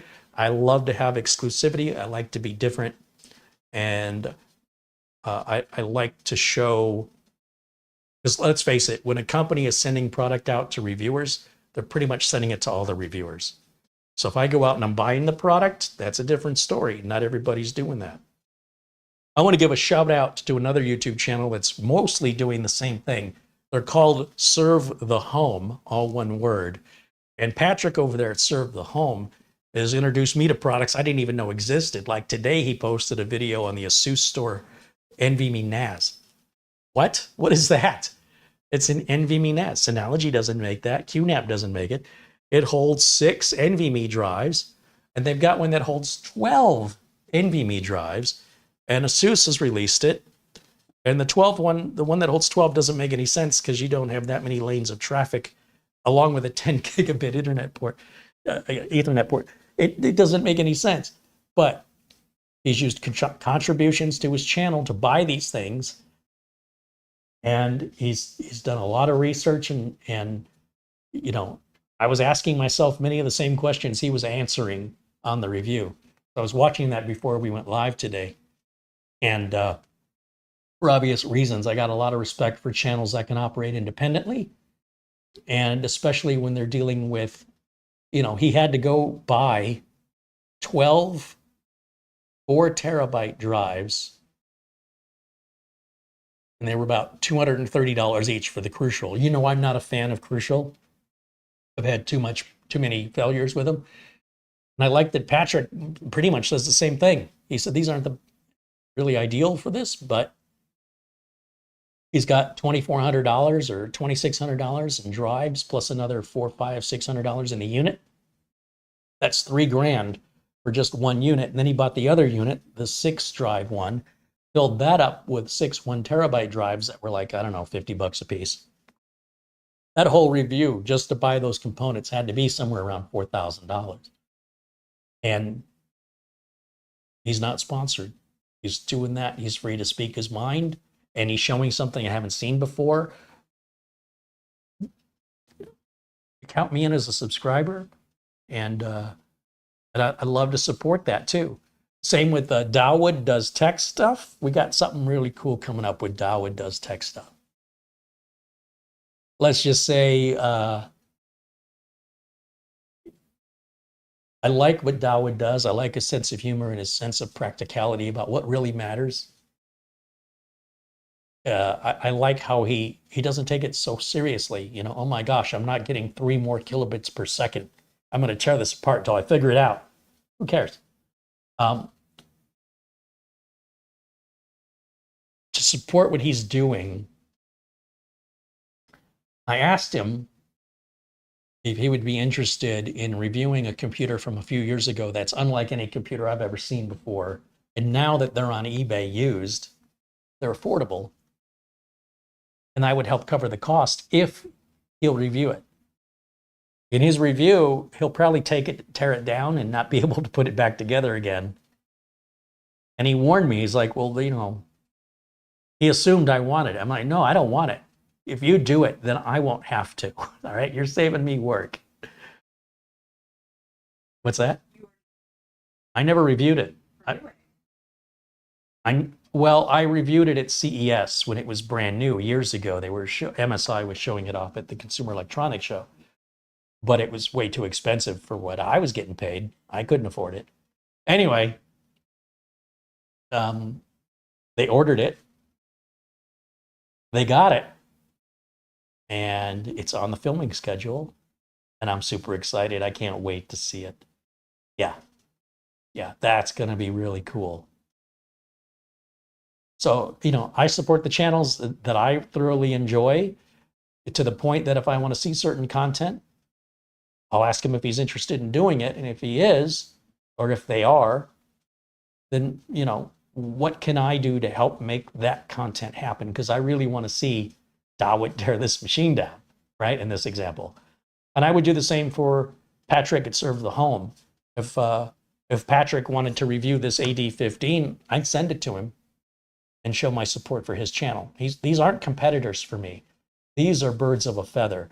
And if you enjoy my content, I think you're going to enjoy Serve the Home, and I think you're going to enjoy Dawood Does Tech Stuff. Think of David, but with a W, Dawood. He is hilarious. And Patrick, very practical, super fast talker. I don't know where he's from. He sounds like he's from Michigan with the way he talks. You might have to slow his video down to catch up, to keep up.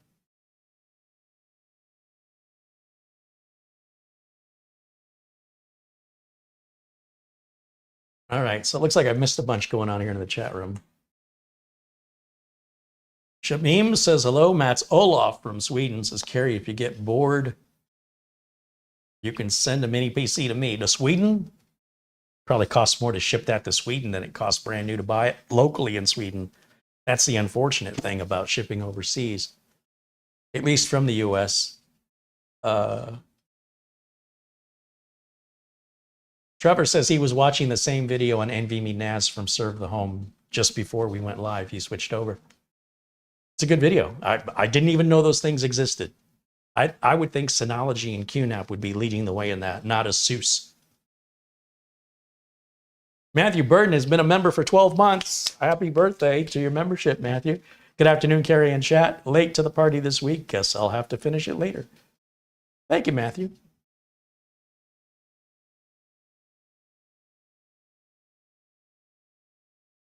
Martin says a Steam Deck uses a 2230 M.2. Is that what we're talking about? Was that all about a Steam Deck?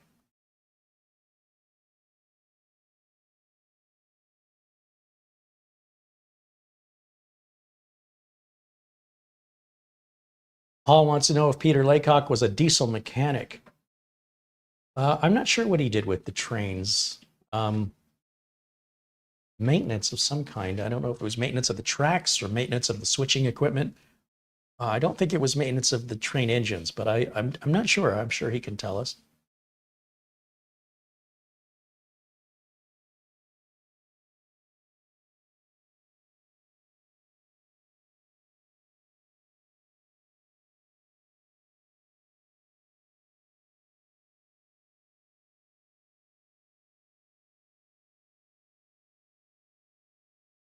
Jim KJ3N says, snatch up all the Intel 670p drives you can. They're on a blowout 2 terabyte, super cheap. So the Intel 670 drives, yeah, you could get like a 2 terabyte for about $75, but they're slow. Like compared to like the Team one I just showed you, which is only about $5 more, runs a good 30 to 40% faster on read and write speeds. Now, again, we're talking about milliseconds of difference here.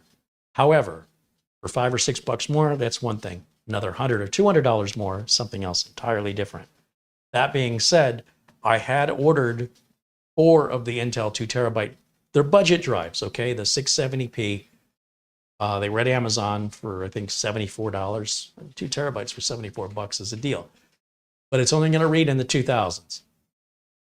And the writes will probably be in the low 2000s, maybe 1900, 1800. That's perfectly normal on that drive. The team group one that I started off with, though, you're looking at a whole nother 30-40% in read and write speeds. So for just a couple dollars, literally a couple of dollars more, I would pick the team group one personally. But there's good deals all around. Now, whether or not these prices are going to shoot back up after a while, I don't know. With Intel, we know they sold off their solid state division to the folks at SK Hynix. And SK Hynix has renamed it Solidigm. I always want to call it Solidigm. It's Solidigm with an M like Mary at the end. It's the word solid, S-O-L-I-D, and then I-G-M like Mary. And that is the brand basically of the Intel 665, 670. All the employees that worked in that solid state division, along with the driver creators, all of that have moved over now to SK Hynix. So SK Hynix's Solidigm drives are really the Intel drives. They even have the NVMe driver you can download and install, and they even have the NVMe software for monitoring the drive. That's their version of what Intel had, because it's all the same Intel people that worked on it, and it's all the same equipment they worked on. It's now owned by a different company. So for that reason, all the Intel branded drives, SK Hynix wants them out of the market. So as a result, there's some really cheap prices on existing inventory. And once that inventory is gone, there's no more Intel solid state drives to be made. They will all be Solidigm drives from this point forward. Sort of like what Lenovo did with ThinkPad and IBM. So they phase it out. So that I understand. As to why the other manufacturers are discounted, I don't know. Typically, it's a supply and demand issue. And this happens in the marketplace where where the supply is more than the demand, and so the prices fall, and then production will stop or slow down until demand more than catches up, and then they can bring the prices back up. So if you wait until you think these prices are going to get lower, good luck with that gamble, because I don't think they can get much lower. I could be wrong, but I think they're likely to go back up before they go back down once existing inventory runs out. That's my guess. Let's see. John says Amazon sent me a 1 terabyte Intel instead of a 2 terabyte model. The shipping box was mistagged. Yeah, Amazon customer service should take care of that. It shouldn't be a big deal. Jim wants to know, how hard would it be for a complete noob to use RoboForm? Just look at the interview I did with Simon from RoboForm. We walked through the entire process, and look at the tutorials. It's just something you'll get. It's like riding a bicycle. It might seem a little awkward at first, but then all of a sudden, once your brain gets it, once it clicks, it's easy, super easy. And then you're like, oh, now I get it. Once you get to that point, so you're asking me, how long does it get till I get to the now I get it point? That's up to you. But there's enough tutorials out there. Don't try to learn it all in one session. Just figure out how to get it to fill your name and password. Start there. And then once you figure that out, once your brain clicks and you go, okay, I get this. This is super easy. Why haven't I been using this before? Then you can step up to other things such as form filling and password generation and all the other really cool stuff that it does. Don't try to bite off more than you can chew. Take small bites. You'll get there if you want to. It's really super easy, I promise you. It's just you gotta get it. You know what I mean? And it takes a minute or a few minutes, depending on your level of understanding and how it's being explained. But most people do get there. And then when they get there, they're like, well, this is way easier. Give it a shot. And if you get stuck on something, let us know. We'll do our best to help you. Which tablet is this? Ernie wants to know. This is a Samsung Tab 7 Fan Edition, I think. Sarge Tech wants to know, what NVMe to SATA adapter do you recommend for the Team Group M.2 drive? The Team Group M.2 drive is not SATA. It's an NVMe drive. You don't go NVMe to SATA. If you're asking about an external enclosure to USB, is that what you mean?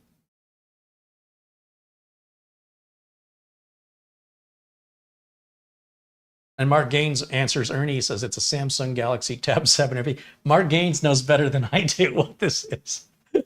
Thanks, Mark. It's funny.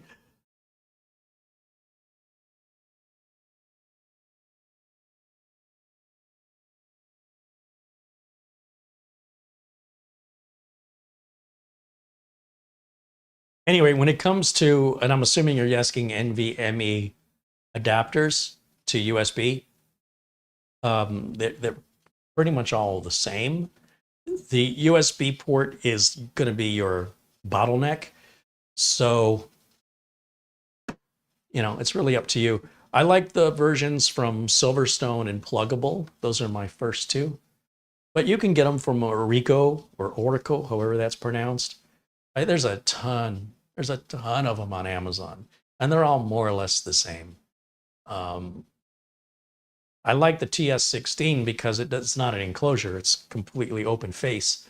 I don't have to use any tools, and I can use it for swapping. If I was going to keep it permanently enclosed, if you wanted it to be as fast as possible, there's one called the Zyke drive. It's an Indiegogo thing. But you'd have to have USB 4 to take advantage of it, and it's got to be the right implementation of USB 4. Gordon over at PC World just did a great piece on this, and I shared it over on my Twitter page.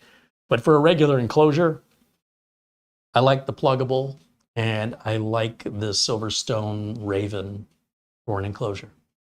So I hope that answers your question. I think I understood it. Sarge Tech says, I want to use the drive now in a current PC, and when I upgrade to a PC that can use it, to have it on hand. Well, if you're using it in the PC, you don't need any enclosure at all. Just pop it in.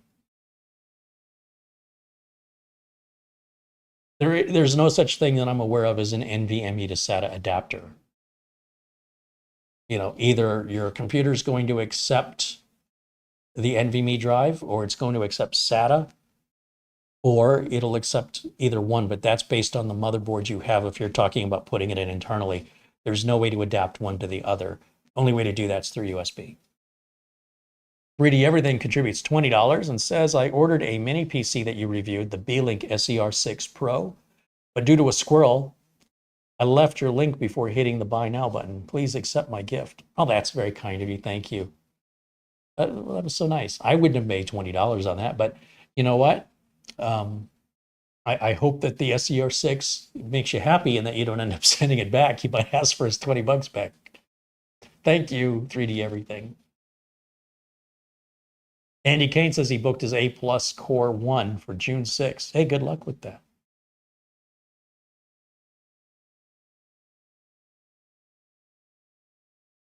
Russell wants to know, does Solidigm have a program written for Intel 665 to replace Intel memory and storage tool? Probably. I would imagine they do. You'll have to go and look. Solidigm, renames the drives, but Intel stopped supporting them. So if you go to like the Intel driver assistant, it'll say maybe there's an update to the driver and memory tool. And if you install the update, it's going to say the drive you have is no longer supported. Thanks for updating. I know there's a firmware update. And if you update the firmware, all it does, as far as I know, is it changes the firmware version and it changes the manufacturer name from Intel to Solidigm.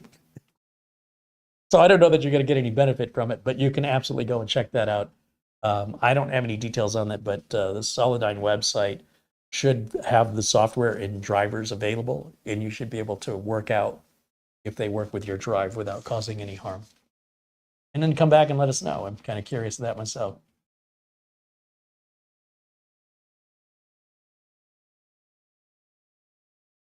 You are going to have to spell Solidigm correctly, though. I don't know what you spelled there. You got soliding.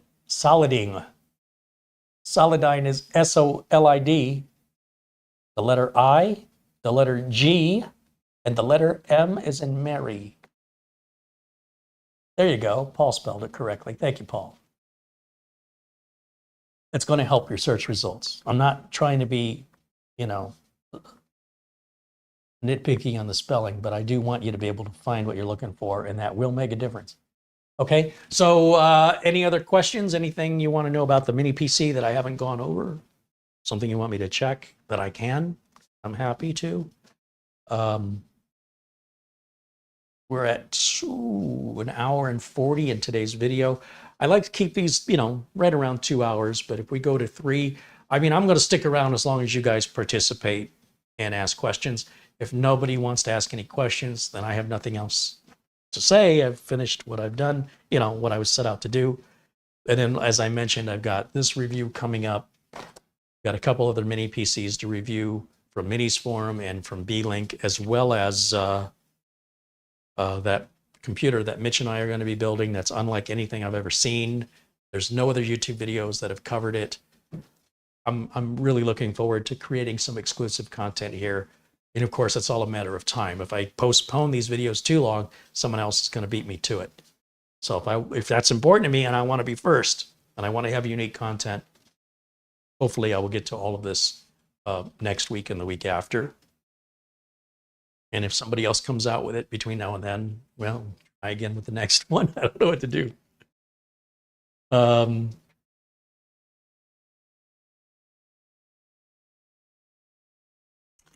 Music Pirate says, thanks for this stream. Hey, thanks for hanging out with us. Appreciate you. Paul Garrett says, gotta run. Thanks for the awesome content. See you on the next one. Right on, Paul. Thanks for hanging out.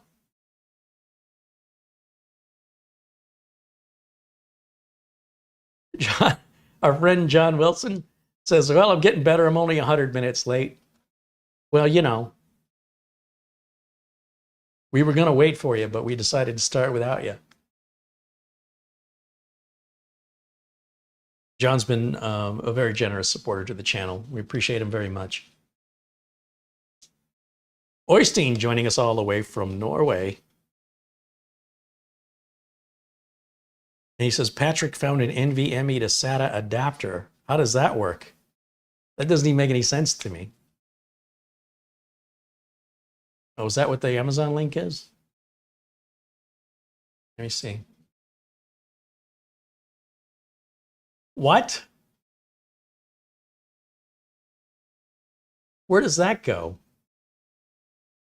Oh, it's a 2.5-inch SATA drive adapter that you could put an NVMe in. That's great. And also, if you have a Ferrari and you'd like me to flatten your tires so it can't go very fast or handle well, we can do that too. That's got to be one of the dumbest things I've ever seen in my life. But hey, there you go. Something I didn't think existed because it didn't make any sense. Didn't stop it from existing. That's crazy. Hey, thanks for the find, Patrick. Who knew? Why would anybody even look for that? It's crazy. That is absolutely crazy. Let me find a very small, high-speed device and let me make it 3 times bigger in 20 and let it run 80% slower, so it's only at 20% of its possible speed. We're lining up to buy those. That's insane. Wow. I don't know what to say.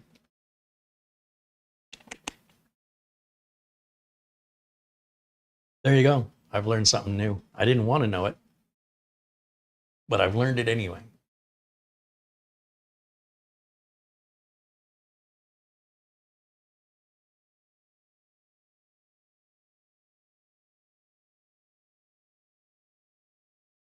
Should I review it? Matthew Burden contributes $20 to Super Chat. Says, I've been working crazy hours. I haven't donated in a while, so I thought I would share the wealth. Keep doing what you do. Right on, Matthew. Thank you. It's because of viewers like you, I'm able to make more content. I don't know how else to explain it.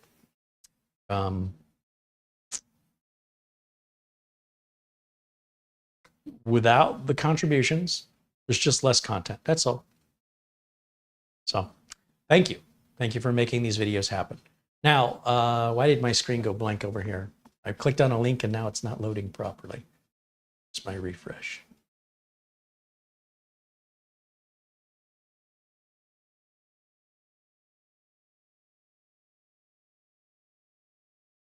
I can share this link. It's in here somewhere. Patrick shared it.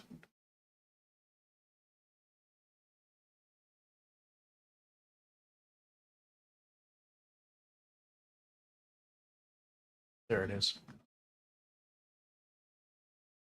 And then we share the screen, which is right here.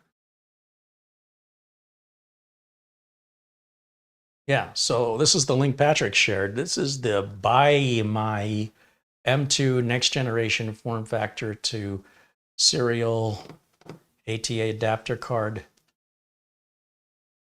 2.5 inch. So it's a 2.5. This is the size of a 2.5 inch drive. You can see from the connectors here. These are the connectors you see on the back of a 2.5 inch solid state drive. And then your M.2 drive, whether it's, you know, see how they have the numbers here, 2230, 2242, 2280, whatever this is, fits in here. And then they've given you a SATA cable, which I guess is optional. I don't think you need this piece unless you're plugging it into a laptop or something. And it's about $15. And this is a way that you can slow your NVMe down and bring it to its absolute knees and make it 3 times larger and 3 to 4 times slower and spend $15 to do it. So if you want to do that, well, maybe this company makes other products you'd like. Let's see what else they have. Can they make my electric windows crank windows? Let me see. It's so dumb. What else do they have? A 1x to 2 port 19-pin expansions. Oh, that's to add USB internally. What's this one? Oh, more USB edition. What is this? Riser cards.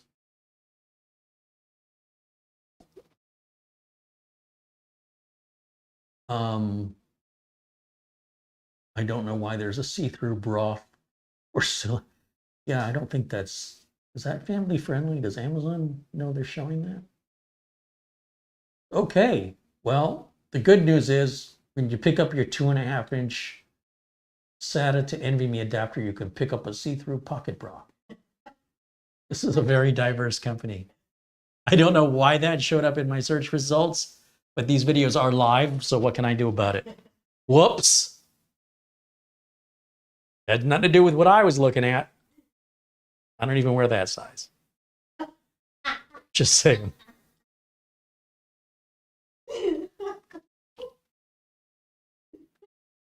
Thank you for laughing at my terrible jokes.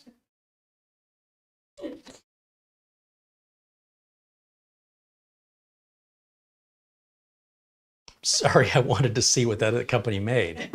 I am so sorry I looked that up. It's all starting to make sense though, isn't it? Mats Olof Rickardsson with a 100 Swedish krona contribution. Thank you so much, Mats Olof, as always. He says, am I bored yet? Oh, come on. You guys are entertaining. There's never a dull moment here. HFC wants to know if he can overclock it.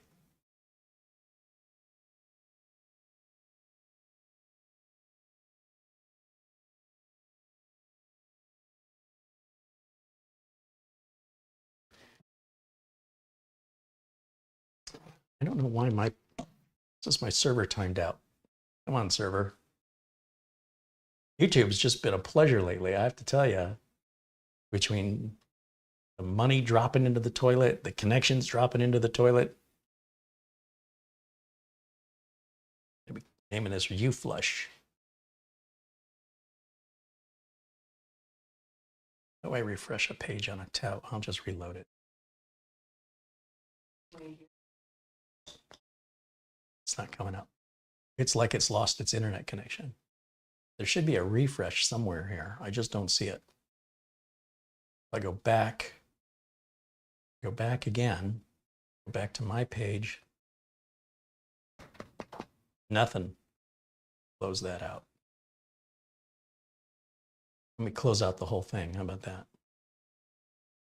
That up. Close, close, close, close. YouTube app. Search for me. Oh, wait a minute. YouTube app's not coming up now. Our internet just went down? Huh. But the internet over here is still up.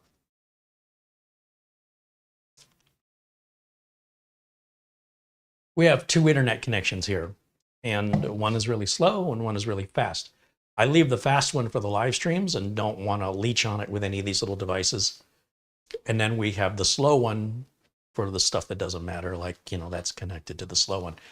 When I plug the internet into it, I'm plugging into the slow one is what I'm trying to say. Now mine just came back up. Okay, it looks like it's back up. That was weird.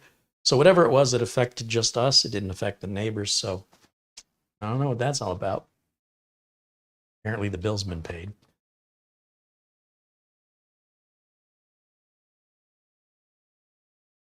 C. Ventura says it only supports SATA channel B key. Okay. That's interesting. So it's not an NVMe to SATA adapter, as Patrick claimed, but rather a SATA to SATA. So it's converting. See, that makes more sense to me. Like, I totally get why somebody would want to go from, you know, like this is a SATA M.2 drive here. And I would get why you might want to connect that to your SATA plugs rather than your M.2 plug, because you may not have enough M.2 plugs. But to buy an NVMe drive and then to dumb it down to SATA, and that's like expensive and it's backwards.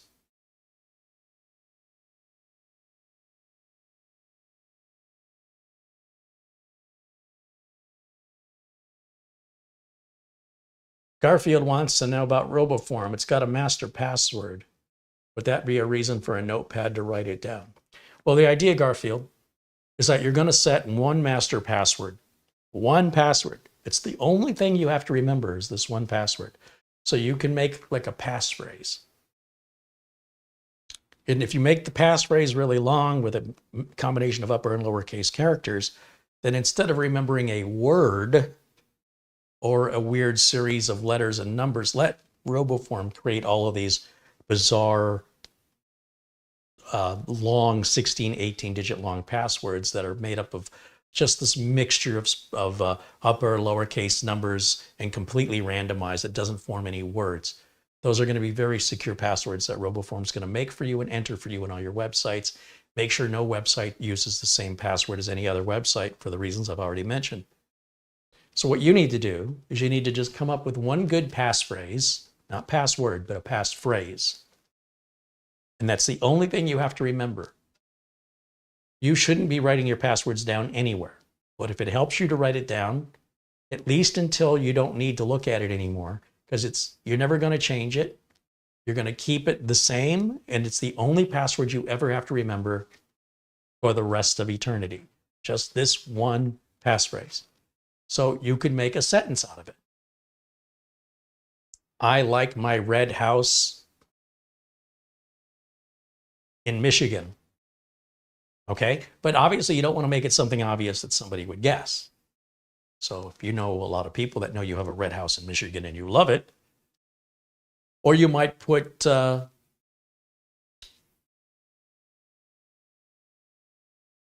my favorite song is blah, blah, blah, blah, blah. Not sure how you spell blah, blah, blah, blah, blah.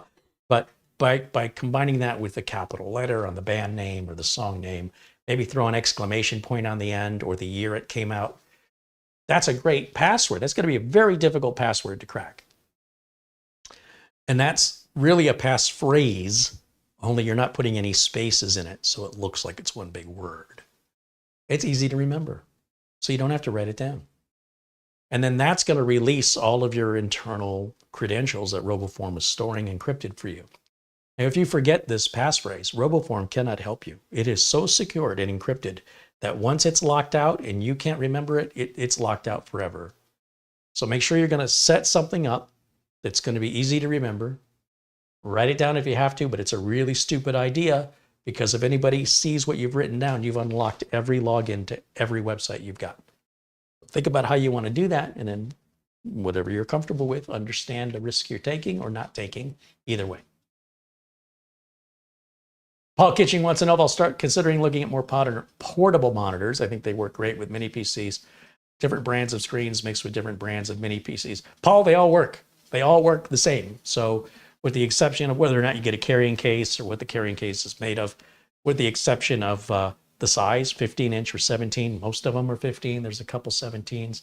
They're pretty much all IPS. They're all 1080. They're all the same. That's why I haven't done more. I've got the 17-inch one that I haven't reviewed because, quite frankly, it's exactly the same as a 15-inch one with a slightly different bezel. It's still an IPS screen. It's still a 1080 resolution. It still hooks up the same. It still works the same. Sometimes they come in a little folder, and the folder works as a stand, and other times they have like a metal stand. They're pretty much all the same. So I appreciate the suggestion, but I kind of feel like you could take the review I already did and just replace the product with another product, and everything I said would still be true, minus the way it stands up and maybe the color of the bezel or the name on the bezel. It's almost like there's like one manufacturer and they're all just grabbing them and putting their name on them and changing the color and changing how it stands up. And that's defining one brand from another, so far as I can tell. So if there's anything out there that goes to 4K or is bigger than 17 and you want me to review it, let me know, because at least that would be something different. But they're all mostly the same. Maybe you get a different warranty. They're all priced pretty darn close together. And then, of course, look at the reviews on Amazon in case there's any questionable ones out there, because none of them are made by companies I've ever heard of before.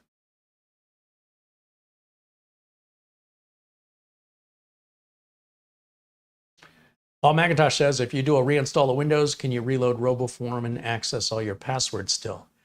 If you are paying for the paid version of RoboForm, you can install RoboForm on your laptop, your desktop, your cell phone, your tablet.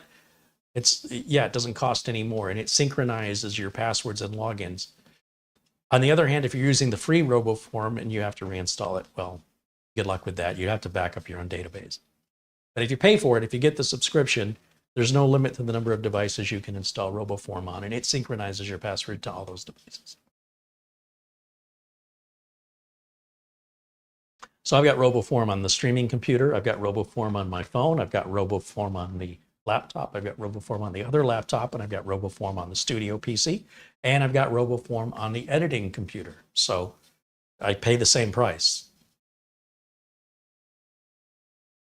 And they all just synchronize. If I update a password on one, it updates it not only locally, but it updates it on the server. It's all encrypted. Even RoboForm can't see it. So if you lose your main login password, your main password, you're done. Like, nobody can help you. Even if you backed up the password file, you've got to know the key to unlock it. Nobody else can know it. RoboForm has no backdoor into it.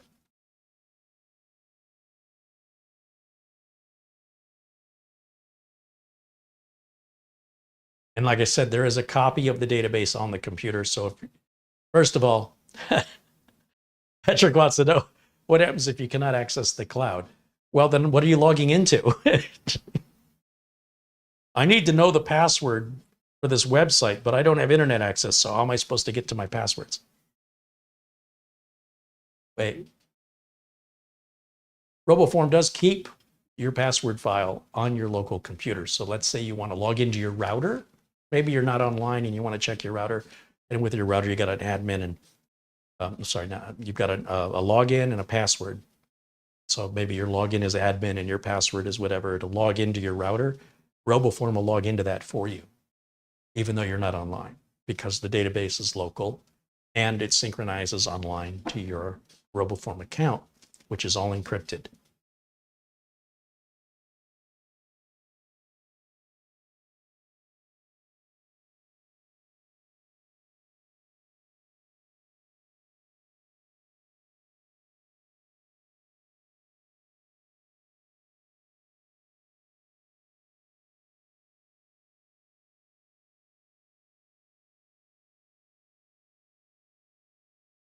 Eugene Ildako says hello from Absecon, New Jersey. I'm not sure how to say this city. Absecon.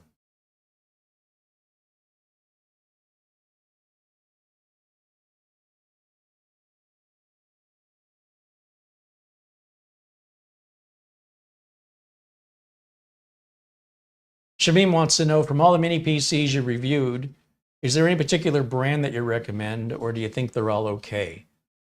Well, look, it depends how much money you want to spend and how much support you want to get. So Intel kind of kicked all this off with the NUC back when I did the NUC review in 2013, and that NUC still works today.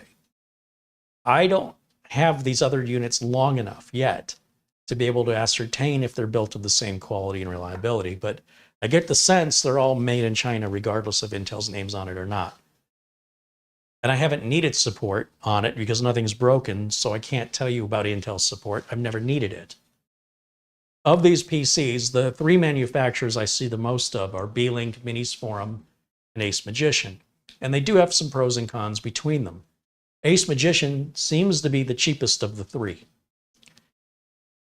Minis Forum seems to make the most unique custom builds, where others seem to be just sort of buying all the same stuff. Minis Forum is more where I would lean if I wanted a mini gaming PC. And Beelink also covers the gamut from low budget to high-end gaming with like the GTR 6 or the upcoming GTR 7 from Beelink. But Minis Forum's got the NAD 9, Minis Forum's got the NPB 7, and Minis Forum has that really cool Nook i7X or Nook X i7. It's unlike anything else on the market. But you've also got a bunch of these other manufacturers like Chewy, like Geekom. Geekom versus the Nook 11th gen, they're identical machines. The only thing I can see mainly different is the $100 price difference. Same ports, same dimensions, pretty much the same everything. Some, maybe one has Thunderbolt and one doesn't, but like that, who cares? I don't know many people that actually use Thunderbolt anyway. So, but I've only tested one from Geekom. And if you look on Amazon, there's a bunch of these mini PC manufacturers, including Morfine. In fact, I've got a machine from Morfine coming up. And they're really, for the most part, targeting that really low-end Celeron level, basic Windows 11, get you online, surf the web, home theater PC, that's it. Not gaming. If you're looking at something for gaming and you want to have sort of that desktop equivalent, about the highest end is that Nook i7X from Minis Forum, because they've effectively just taken a laptop motherboard with a laptop RTX mobile graphics card, 3070. Nobody can compete with that. Come on. But if you're okay with the integrated graphics on the new RDNA 3 and the AMD line, and honestly, if you want a mini gaming laptop, don't even look at Intel unless it's paired with a mobile NVIDIA. Because Intel, the Iris built-in iGPU just isn't keeping up in gaming the way AMD's built-in GPU is. Now, if we can get a mobile graphics card installed manually into these mini PCs, we might have something going there. But you're going to be, you know, dropping $300, $400 just for the graphics card and another $600 or $700 on the mini PC to get that level of performance. You're still going to be over $1,000 for that. But overall, if I had a favorite, depends what I want to use it for. I think for general office use, I think these low budget machines that are the N, if they start with the letter N on the processor from Intel, they're too low for anything but budget home user use. Basic home user use is fine. Home users don't have a lot of money to spend. They don't want to spend a lot of money, even when they do have it to spend. And to them, they wouldn't notice a difference anyway because they don't care. So they're fine with stuff like that. If we're talking about an office class computer, I think this AceMagician, unlike the others we've looked at, would fit in that category, as would many of the Beelink and many of the Minis Forum models and the Geekom model and the Intel models I've looked at. And then when it comes to gaming, then, you know, as I mentioned, nothing touches that Minis Forum Nook i7X. And then, of course, the GTR 6, the upcoming GTR 7 are also very impressive for gaming as well. But you're also going to spend $800, $900 or more for these machines. Gaming is a very expensive luxury. But as far as reliability goes, I mean, we're not living in the times 20 or 30 years ago. Everything is being built by a machine. It's being built quickly. It's being built exactly the same way. The machine never has a bad mood. It never wants to quit. or get back at the company because it feels wronged. The machine doesn't need a day off. It doesn't need 5 minutes off. It just works 24/7, and everything it does is consistent, and it all ends up the same out the other end of the factory. And pretty much everybody's doing it that way now. On the one hand, you say, well, now there's not as many jobs, but on the other hand, the quality has gone through the roof. The level of consistency. Yes, sometimes people load the parts cartridges backwards and the stupid machine, it's just slapping parts on. And if they feed the part in backwards, it's not the machine's fault, but I guarantee every one that machine cranks out is all going to be wrong in the same way. So reliability these days, when it comes to things like solid state drives, motherboards, processors, like how often do you ever see a bad processor? The manufacturing level here has gotten to a point where reliability isn't really a concern anymore. It still can happen, but usually for other reasons like power spikes or misuse or damage.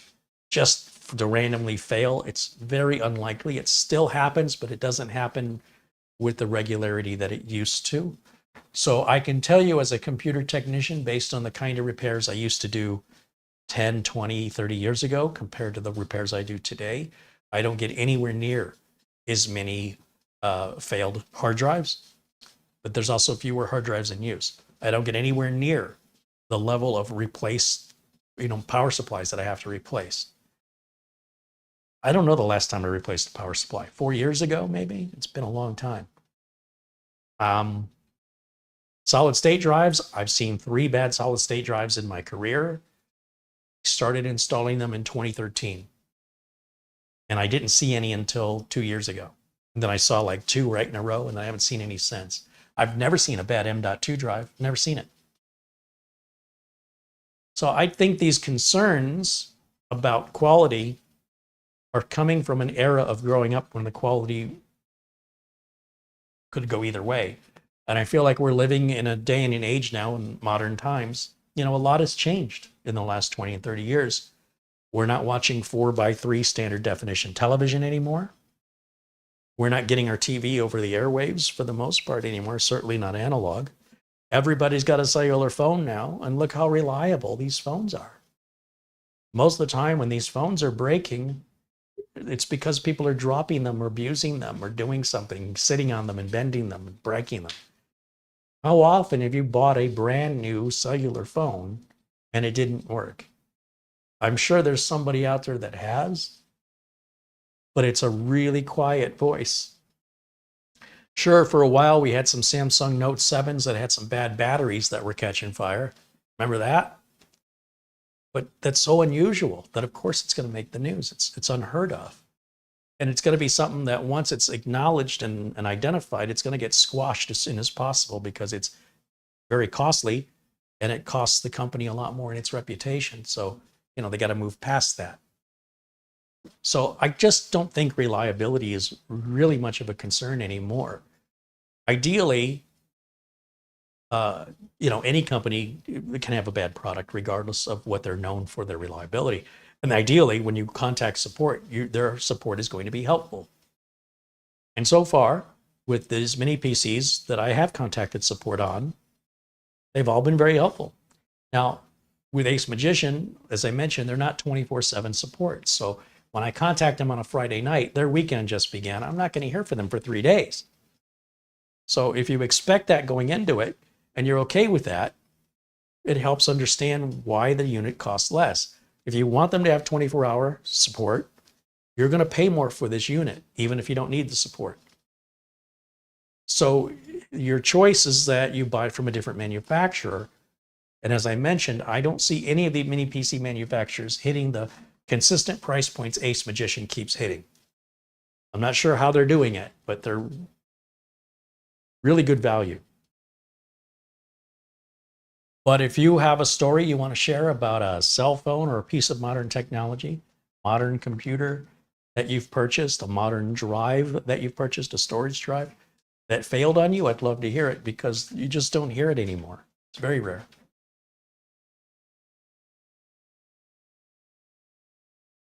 Bert says he's got an 11-year-old power supply and sometimes it won't turn on. Do you recommend replacing it? I mean, why not?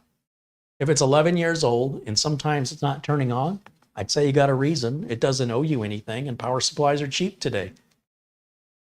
And by the way, if you replace the power supply and the machine's still not turning on, you got something else going on. Yeah, I would absolutely replace it because a modern power supply is going to cost you less in power.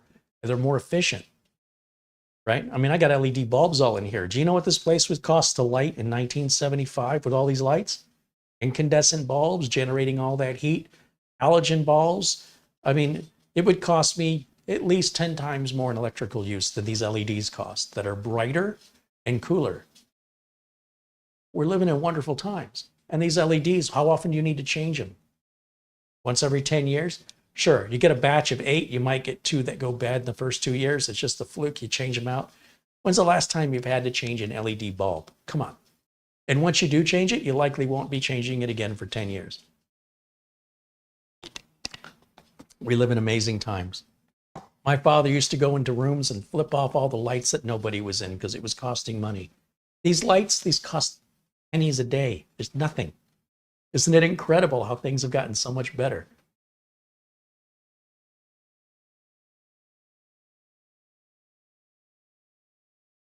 Scott Pysick with a $2 contribution. Hey, Scott, good to see you, my friend. He says, hope all is well. I've been busy with Todd Tuckey. Oh, right on, Scott. That's awesome. We need to bring Todd back on an interview with Todd. See what's going on over there. Todd does pinball and arcade machine repairs for over 40 years in the Philadelphia area. He's a really good guy. He knows his stuff. Board level repair, power supply repair, all of that. He can bring these old 40-year-old arcade machines back to life like they're brand new. Same with pinball. And he's got a video channel here, TNT Amusements. If you're into the nostalgia of the pinball and arcade era, he's the guy to watch.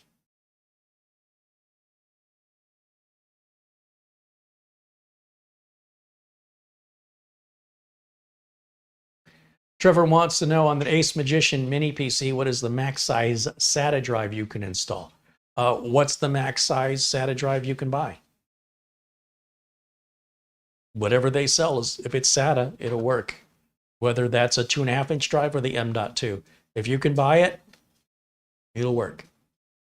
I think, is there an 8 terabyte 2.5-inch SATA drive? I think there might be. That'll work in here. SATA doesn't have those limitations like NVMe potentially has, so you're fine.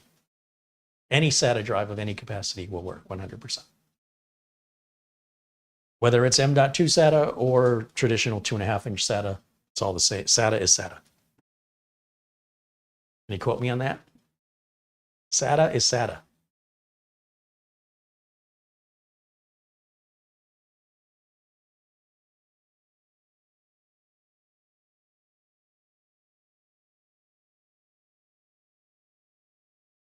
Boo Boo says, don't mix cables from different power supply brands. Yes, well, if you're buying a modular power supply and you're replacing it with another modular power supply, you must replace the cables. Don't try and be lazy unless you don't mind frying your brand new power supply or frying the equipment the cables are plugged into. Those cables, well, they might have the same end, maybe, and quite often are wired differently. So anytime you switch out a modular power supply from a different manufacturer, you absolutely want to swap out the cables. Besides, if you want your power delivery to be even and smooth, you don't want to use 12-year-old cables and expect the power efficiency rating to be delivered on that power supply because of the quality of the metal, the age of it, and the degradation that's occurred over time, causing resistance in the cabling. So it's in your own best interest to not be lazy and replace the modular cables, or do what I do and don't buy a modular power supply. This is a good reason not to. This is a problem you will never have with a regular power supply, and a regular power supply will cost you $30, $40 less. And you'll never lose the cables or worry about if they're compatible. All those problems go away. John Lewis says, your linked Team NVMe Gen 3 512 gig SSD is a little under $30. Why would you even buy a SATA drive? Well, you could get, let's say, a 4 terabyte SATA 2.5-inch drive, for example, cheaper than an M.2 SATA 4 terabyte drive, maybe. It's getting to the point where NVMe's got cheaper than SATA, but when you reach a certain capacity, the opposite holds true. Like at well, it may not be true now though. With that Team 4 terabyte Gen 3 drive is $200 for 4 terabytes. But for a while, the 2.5-inch SATAs were cheaper for 4 terabytes.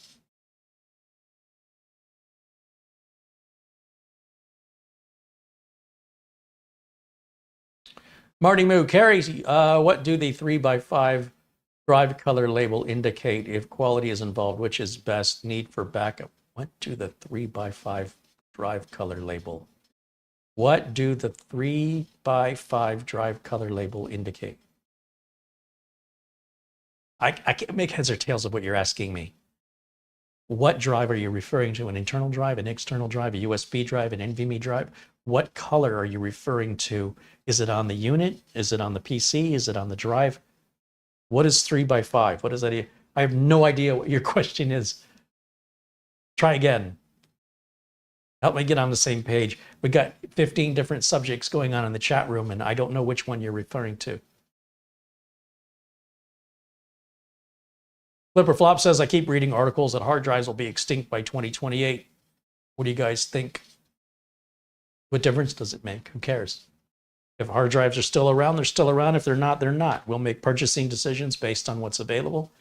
I don't think Western Digital and Seagate are going to just walk away. We'll see what other innovations they've got. They're not going to, let people know what's coming and show their cards. And people write articles to get clicks. Whether or not they're true is secondary these days. So we can predict and predict and predict, but we aren't going to control the future, and we can't prepare for it because it's fluid and always changing.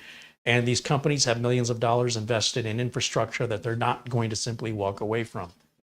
So no, I don't think by 2028, which is just 5 years from now, suddenly hard drives are going to vanish. We have massive data centers and innovations coming in regular spinning mechanical storage that are not for discussion publicly. They're internal secret research and development stuff.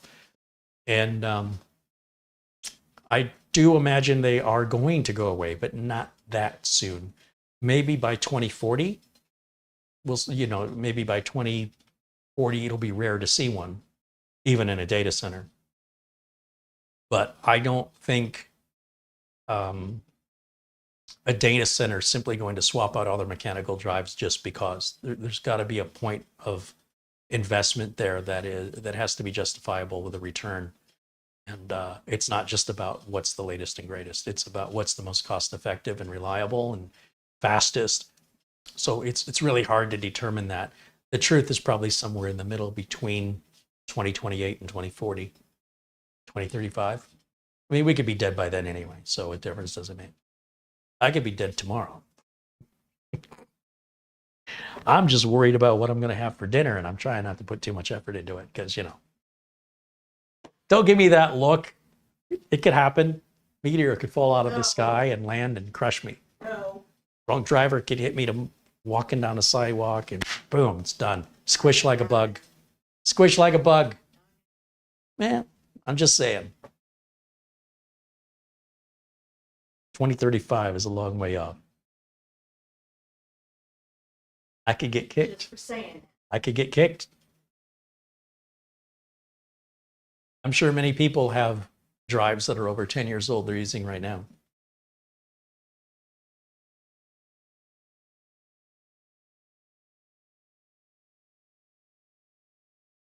Zvi Manor mentions Dave's Garage. Dave's Garage, another great YouTube channel.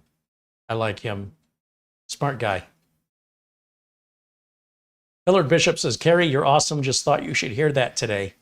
You don't want to tell me that. That'll go right to my head. Too late.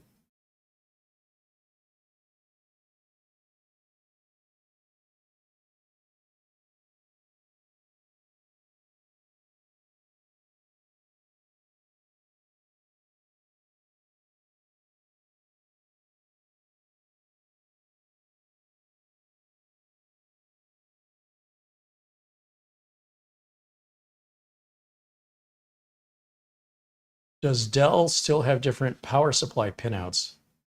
For the most part, that's gone away, but it just depends on which Dell you're buying. So in some cases, yes, it's going to be a proprietary power supply. Like in these 1 liter PCs, we're using like a laptop style. And in some of the really very inexpensive desktop computers Best Buy sells, that's if they're going to do it, that's where you're going to find it. You know, you're going to get the bottom of the barrel. That's where you can expect it. When you're getting upper, mid-range, and higher end PCs, then no, it's very rarely been the case. Except there was a little era like some of the Alienwares and such were proprietary, but that was just a little segment of time. It didn't last very long. You will hear that or see that rather on the dollar store computers, basically, is what I'm trying to say. They're disposable. They're not meant to be repaired. They're not meant for you to get in there and fix them. And they're not meant to use proprietary parts. They make their own stuff cheaper because it's not built as well. They don't use as many parts because it doesn't have to do as much. It's locked in to a certain horsepower, if you will, a certain wattage. So they don't need to have larger capacitors. They don't need to have certain circuits. They don't need to have a certain level of clean power for just something chintzy. And by doing that, they can make it for less money. And then when the consumer walks into Best Buy looking at desktops and they go, well, that one's $300 and that one's $400. I'll take the $300 one. That's typically what's getting that price down to $300. You are going to get what you pay for almost 100% of the time, with few exceptions in this industry, whether we're talking storage or RAM, whether we're talking warranty, support, or just overall build quality, upgradability, or serviceability. You've got disposable lighters from Bic, and you've got Zippo refillable lighters. Which one do you think costs less? Which one can you refill? I'm sure somebody out there refills their disposable Bic lighter. Don't light a match around them. They probably have lighter fluid all over their hands, and they're a walking fire hazard. But hey, they saved buying the Zippo. You seen how much a Zippo lighter costs? I don't know. They're like $30, $80. Zippos can go over $500. But then what about Bic lighters? How much do those go up to? They go from 99 cents to $1.19. And which one do you think is more serviceable? My great-grandfather fought in World War I. He passed me down his Bic lighter that he used in the trenches. Wait, that can't be right. Isn't that common sense in this at all? It's disposable. Everything's disposable eventually.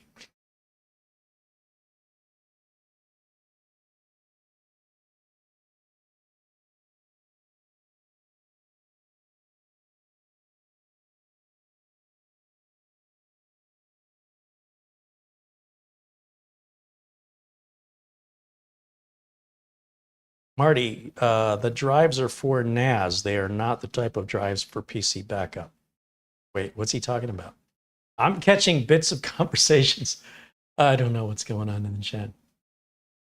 It's only 266 people, so I'm sure we're all talking about the same thing.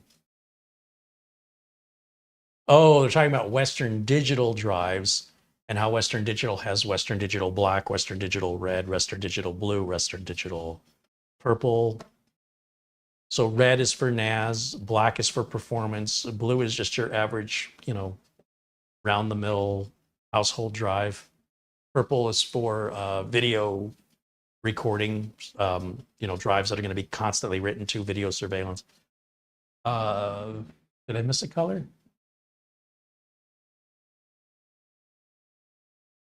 And of course, they're priced accordingly. The purple drives are not about performance. The black drives are all about performance. The purple drives are going to run cool. The red drives are going to run similar to the black drives, I think, in performance, but they're designed to not have the drive next to it cause it interference, because in a NAS, they're going to be like stacked on top of each other. And because of that, using regular desktop drives can cause data corruption with the drives so close, plus the generated heat of the drives being so close, and the heat combines So you've got different types of drives to fit different purposes. And, you know, Seagate, they do the same thing, but they've got Iron Wolf, for example, on the NAS line. And Black, red, purple. so the green, these are your eco drives. These are going to be like your low power, environmentally friendly, not about performance, run cool. They're not fast. They sip power. And then what was the other one? Gold? Gold is what, an enterprise drive for businesses with really long warranties? Yeah. Hey, that's pretty good off the top of my head. You know, I'm an old senile guy and I didn't even have to Google that. Are you looking it up or you're just nodding your head that what I'm saying is true? That I'm saying everything accurately? There you go.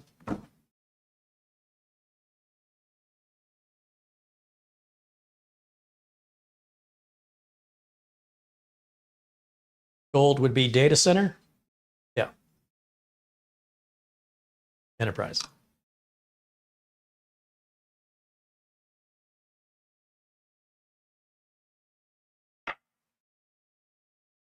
You can use any drive for a NAS? Well, that's not true. Synology will warn you if you don't use NAS drives.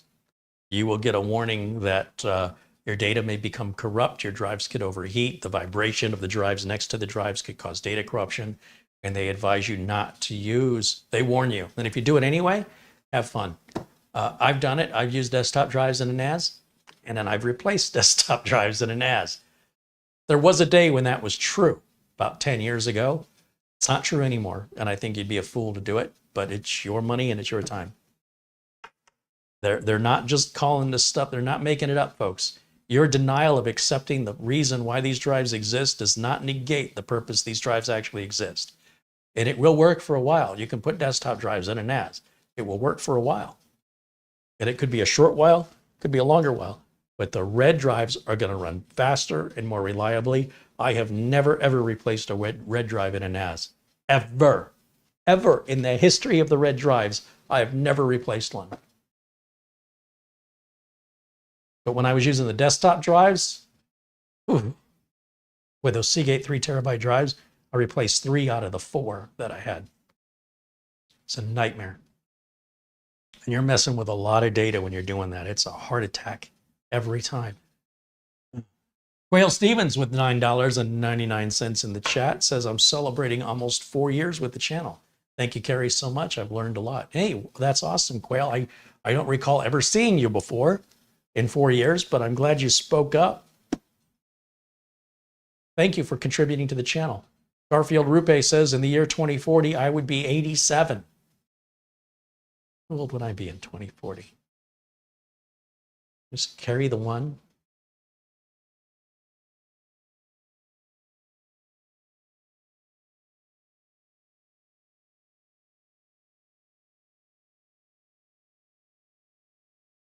'73?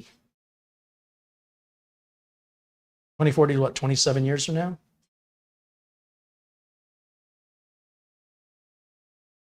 '72, '73? I'll be dead. You can come visit my grave. Bury me in a coffin that looks like a Western Digital black. I want to go there faster. But, you know, make it somewhere cold where it snows so you don't have to put any cooling on there from all the heat it's generating from running so fast.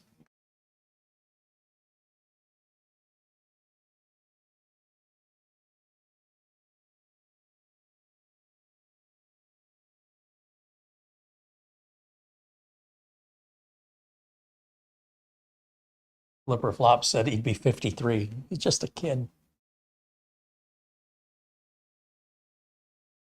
John Lewis said he'll be 107. Wouldn't be the only one. I'm kind of 107 mentally.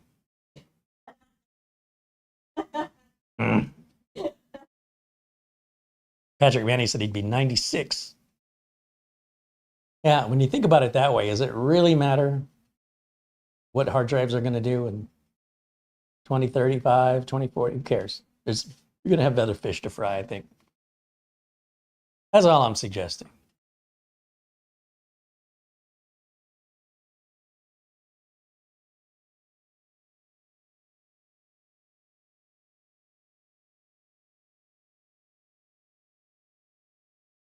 Adventure with Steven says, my M.2 did not come with a screw to mount it to the motherboard. No, because motherboards use different screws, right? Motherboard doesn't know, the M.2 maker doesn't know what board you're going to put it on, so they can't possibly include every screw that each motherboard manufacturer decides. When you bought your motherboard, it was included with your motherboard. So I would advise you to find the box, assuming you built your own computer. And if you didn't build your own computer, if you bought a pre-built computer, contact the manufacturer of the pre-built and see if they can send you the M.2. It is the responsibility of the motherboard manufacturer to provide you with any screws necessary to add any additional hardware to that motherboard. That is the way it is in the industry worldwide. It's not different in America or in a different country. That is universally how it is applied. You might get a screw with an M.2 drive that's designed for a certain PC. So for example, HP makes an M.2 drive that comes with a screw that fits HP computers. So HP will tell you, if you buy our M.2 drive comes with a screw that fits our computer. But if you try and use our M.2 drive in somebody else's computer, you're on your own for the screw. The screw may or may not fit.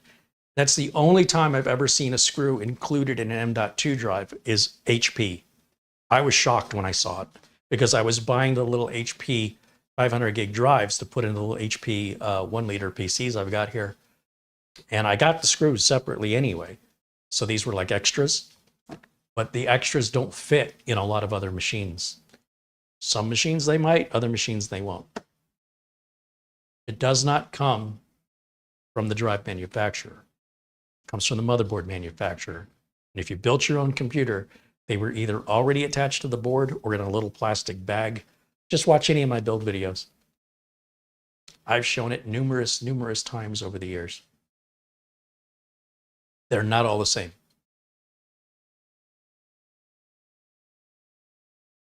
Martin mentions you can buy sets of M.2 screws. This is true. Amazon does sell a kit that contains a bunch of different screws. And if you want to spend $10 for a 3-cent screw, have at it. But absolutely, that's true. I buy them because I need them. They come in a little bag like this. And Amazon sells them, and it says M.2 screws. I've written right on it with a marker. And there's a whole bunch of them in there. There's at least 4 or 5 different sizes. So I got that covered for that reason.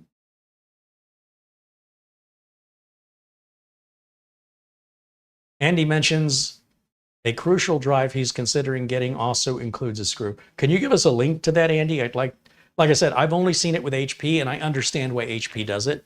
But Crucial doesn't make motherboards, so what's the point of including a screw? Who's it compatible with?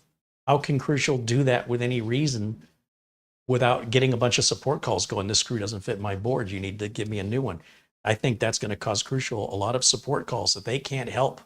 But, you know, all they can do is refund the money, which is terrible when there's no problem with the drive.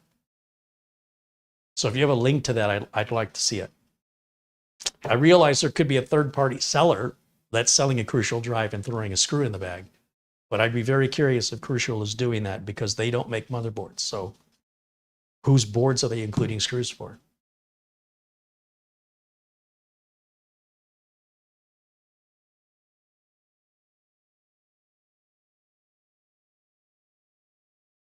Mario says a Crucial P3 he got came with a screw. I think I have Crucial P3s brand new in a box. And I can open one up here on camera and see that if you guys are telling me fish stories or you're not buying directly from Crucial. Crucial.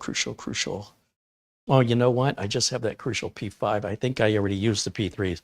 None of the P3s I have included screws. The only time I've ever seen screws, and I mean, I go through a lot of drives over here, a lot. So I would love to see some links, guys. Share me some links, please. Show me this world I don't see. Oh, amazon.co.uk. Crucial P3 Plus. Okay, that looks the same. Picture, no screw, picture, no screw, picture, no screw, picture, no screw, picture. Where does this say it comes with a screw?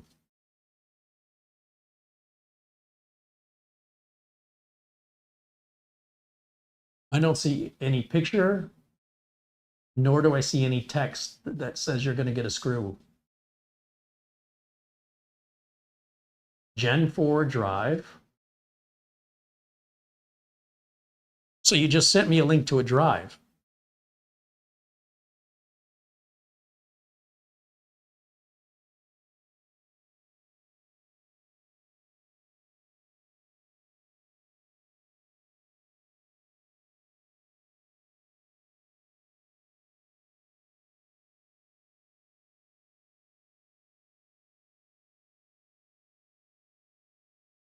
There's no indication that a screw is included in this.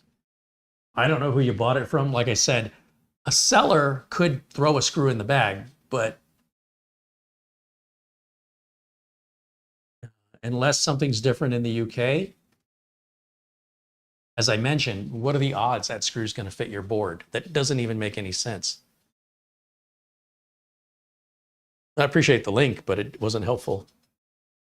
Marty Moo contributes $10 in Super Chat. Hey, Marty, thank you.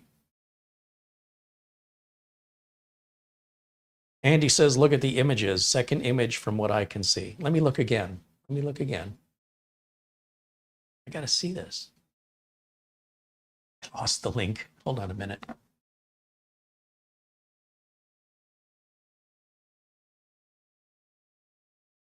There it is. Second image. Second image.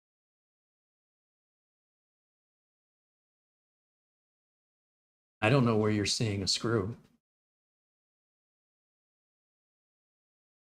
Oh, there it is. I see it now. I have to open my eyes. Let me share the screen and show everybody.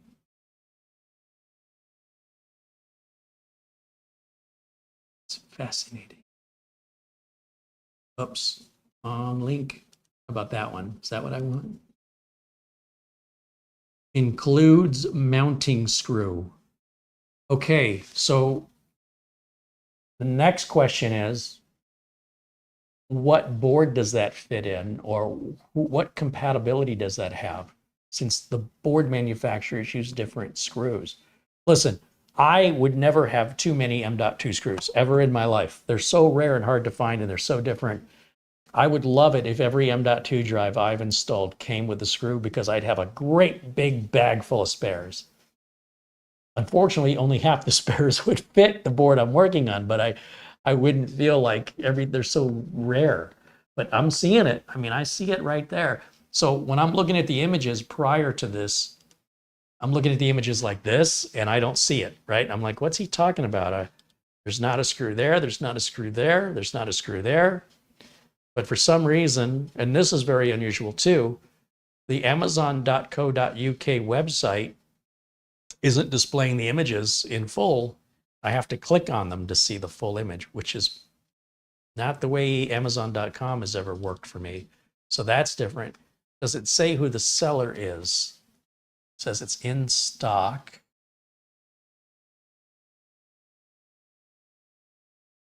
That's fascinating, because I wonder how do they include, that's coming from Crucial. How do they include a screw that doesn't fit?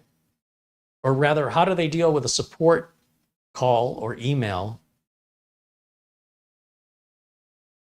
when the screw doesn't fit? What do they do? One size does not fit all.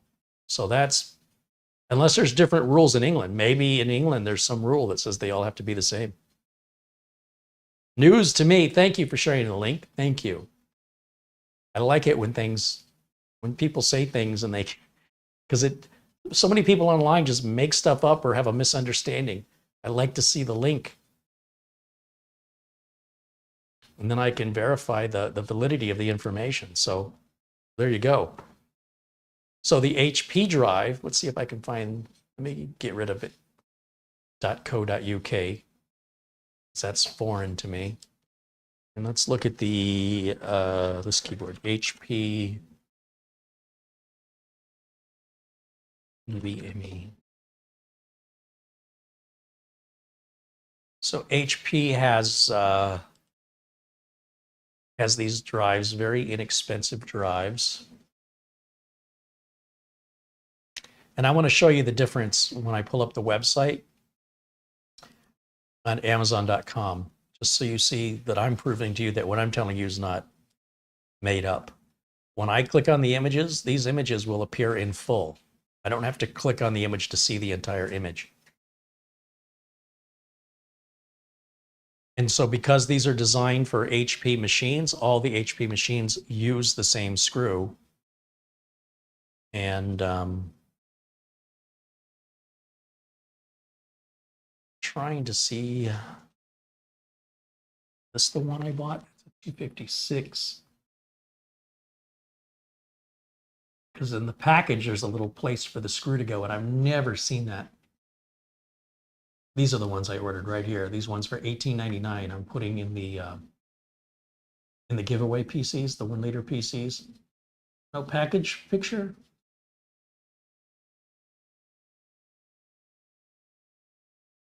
Anyway, I was impressed they came with the screw. That made my day, I've got to tell you.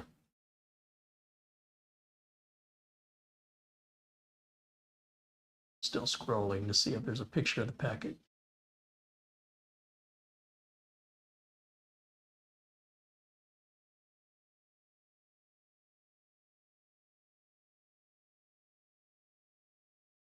Anyway, all right, I think I'm beating this horse to death. But this is the only one I've ever purchased, and I've purchased a lot of them. But in fairness, I don't purchase a lot of Crucials. I don't like them, nor do I purchase a lot of Kingstons. Purchase primarily Samsung, Intel, Western Digital, and Team Group are my main go-tos, and AData, and none of those come with screws. So here you go. Always never. It's always the same, except when it isn't. But that's not the normal, and I don't know if it would be right for you to expect it. And I don't think I would be doing my job if I told you that some M.2 drives come with screws, because that's not true. I mean, how we define some, very few. And then for you to imply that that screw is going to automatically fit your board, I think I would be doing you a disservice. I think it's safer to say, don't expect the screw to come with it. In most cases, it will not. And in some cases, if it does, whether or not it's going to fit the board you've got is sort of a crapshoot. It might not. Clear as mud. All right, so I learned something new today. Oof. Heard a little bit. Learned 2 things? Oh, I'm at my limit. You better take my keys. No, that wasn't SATA to NVMe. That was SATA to SATA. Turns out that was not NVMe. That was SATA to SATA. So I was right. That doesn't mean somebody out there hadn't made it.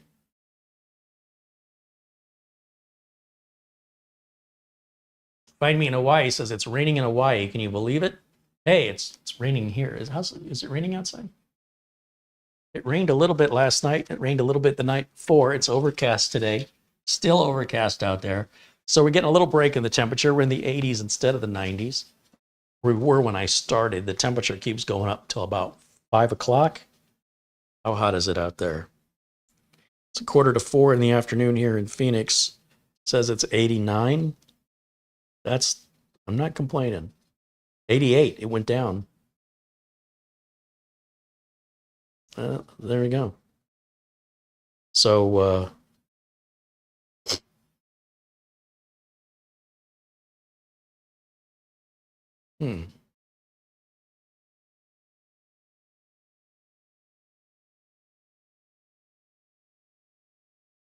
All right. I don't see any emails I've missed. Everything's quiet. Jason Thomas says, hello from Ivy Tech, Lafayette, Indiana.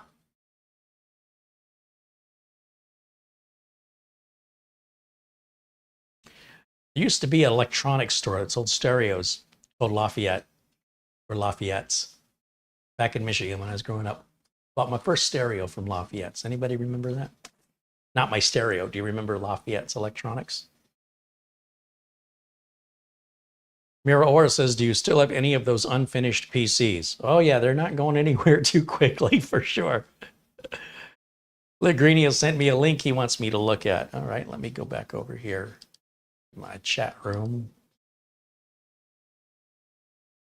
Crucial.com support. About M.2 SSD screws. Oh, look at that. Somebody Googled it. Good job. Luke did that. What does it say? Crucial's M.2 SSDs, both PCIe and SATA based, do not include screws to secure them within a system. While this may result in trouble completing an installation, the reason for this is due to system variations. A universally compatible screw is not available. Typically, the screw as well as an offset for the screw to seat into the pre-install, I'm going to start this again. I'm glad I'm not a news anchor. Typically, the screw as well as an offset for the screw to seat into are pre-installed in a ready-built system, or they're included in the packaging for your motherboard if built by the end users, so that you have a screw which will fit perfectly in your system. If the necessary screws are not available, the best source for parts will be your system or your motherboard manufacturer, who can confirm the model you have and exactly what part specification is needed, possibly providing you with options for direct replacement or at least exact details on what to purchase from third-party sources. A relatively common size for replacement screws is an M2 by 3 millimeter. This can be used with Crucial SSDs, but be cautious not to force the screw into place if it's not the right fit for your system. Rather than forcing the wrong threading or length into place and possibly damaging your hardware, consult your support resources for the appropriate parts needed to complete the SSD installation. And of course, Crucial is made by Micron, a massive memory manufacturer, and this is coming from Micron. So thank you for that link, Luke. It completely goes against what the Amazon.co.uk link clearly showed. It included a screw, and here they clearly say on their US website that they do not include a screw universally, ever. There's no exceptions to this. So what's going on here? So you can't blame me for being wrong when the manufacturer says one thing on their product page and another thing on their support page. So, yeah. You know what? I'm not wrong. Look, I'm okay with being wrong. Let me be clear. If being right means I have to be wrong sometimes so that I can be right in the future, I'm good with it. But when things don't add up and it doesn't make any sense, then I want to see verifiable links. And when the verifiable links, which in this case show conflicting information from the same manufacturer, you know, what do? If you received a Crucial drive that has a screw and that screw doesn't fit, and then you contact Crucial support, apparently they're going to tell you you didn't get a screw. I did. It doesn't fit. And then they're going to tell you why it didn't fit. And that's why they don't include the screw. So I would love to be a fly on the wall at Crucial support, because you know those calls are coming in if they're including screws. I guarantee you those screws are going to not fit some systems, and those people are going to call. Why doesn't the screw fit? That's why they shouldn't be including them. Again, with the HP, it makes sense because they're intended to go into an HP computer, so they know what size screw you need for that. That's not to say you cannot use an HP NVMe in another brand of computer, but it does mean the screw it includes may not work in that other brand of computer. It might, but it might not.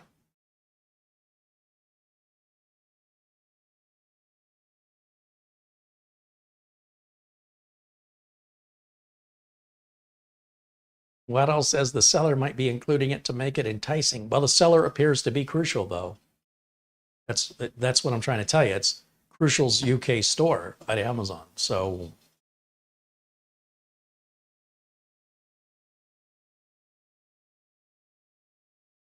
Chris Garrett says he's still got an Optimus stereo from Radio Shack made in 1997. I love it. I actually have two. One needs minor work. These are really good. They have a Pioneer amp. Yeah, so I have a Radio Shack Optimus stereo from 1985, 87. back at Studio 8. Thing's like a brick. It's never going to die. It's a great little stereo.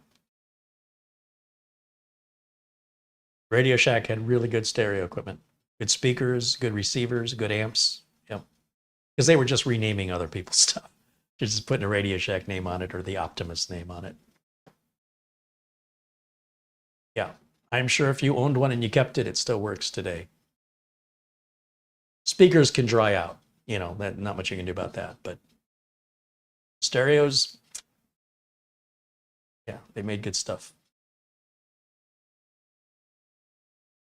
Mark Liebowitz said, I fix a lot of laptops and I keep the dead ones for spare parts for when clients don't want them back. I keep a bag of screws harvested from dead laptops. Some of them fit SSD slot retainers. Yep, that's exactly how you do it. Exactly. Luke, thank you again for the link, by the way.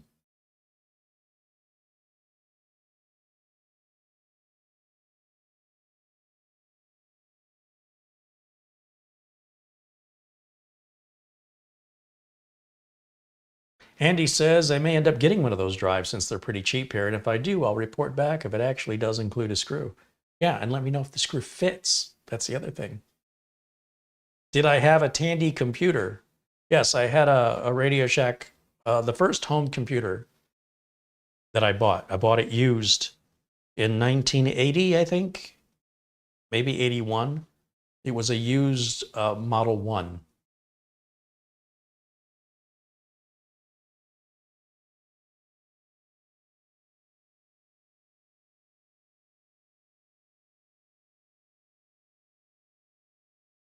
Did I ever have a CB radio? Oh yeah, in the 70s, for sure. I went through a CB phase. Breaker 19, anybody out there got their ears on over? We found ourselves a Smoky out here.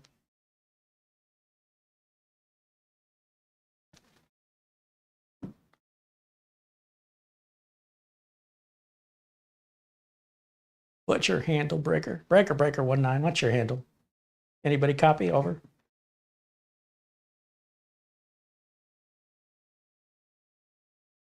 Paul 1961 says, Carrie, have you seen the M.2 cloning dock? It's real cool. Paul, there are many M.2 cloning docks. I don't know what you mean by the. Have you seen the car? It's really neat. Which car? The electric one. They make a lot of electric cars. So I have an M.2 cloning tool. I've already done a review on it about 18 months ago. Where is it? Where is it? Come on, Carrie, where did you put it? As you can tell, I don't use it very often. Oh, here it is. I keep all my cloning stuff together, but this was kind of further down in the pile because of the things that have been piled on since. But I've done a review on this, and it's okay. I mean, you just stick your M.2 drives in. It's an M.2 dock. NVMe only. M.2 SATA will not work. And you can use it as a dock. You can use it as a clone.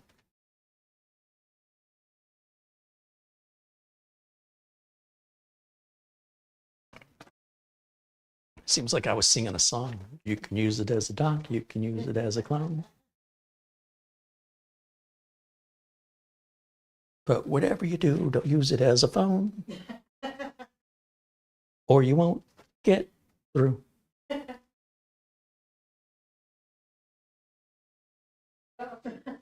I just stole Monty Python.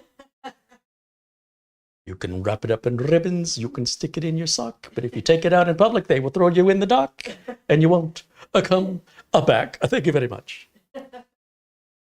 Sue Cool 98 Lawrence contributes $20 in Super Chat. Thank you, Sue Cool. Says, thank you for all you do. Well, thank you for enabling me. The contributions enable more content. So for that, I thank you. Joe Corrender says, I started with a color computer. Oh man, I hated the color computer, the Coco. To me, that was like a child's toy. Color computer, get that away from me. It's like a Tonka truck. Oh, I hated that. Hated it.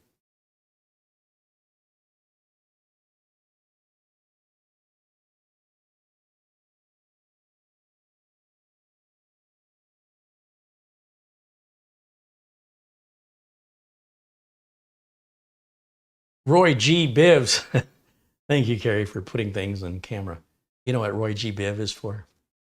RGB. It's also the Colors of the rainbow. I've seen a box of Skittles, and there's more than just 3 colors. There's more than red, green, and blue.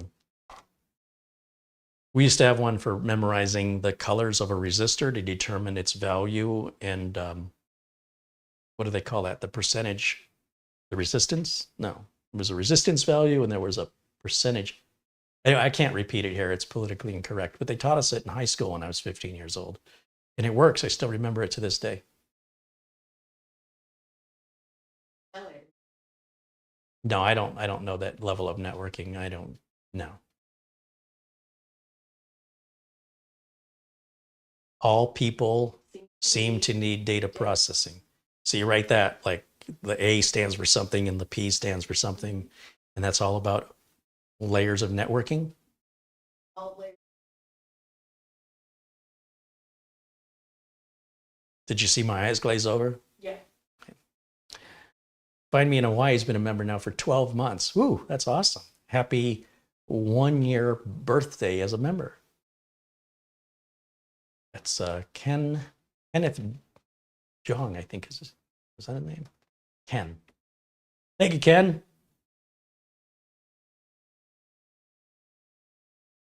Yeah, Frank M has got the resistor code down there, and I can't repeat it.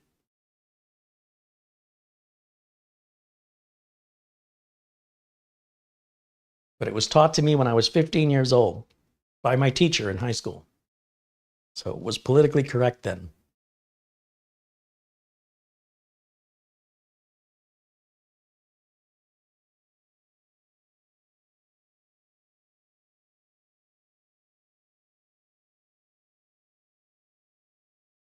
But you take the first letter, so B is blue, or B is black, and then the second B is blue, and then R is red, and O is orange, Y is yellow, and G is green, and the third B is black, blue. What am I missing?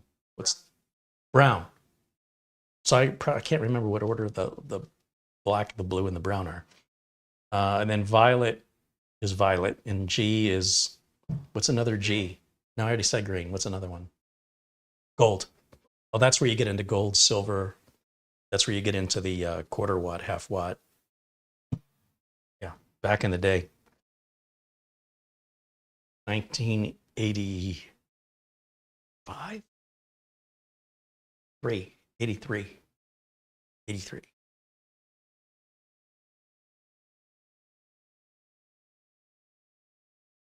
The politically correct version, this is good.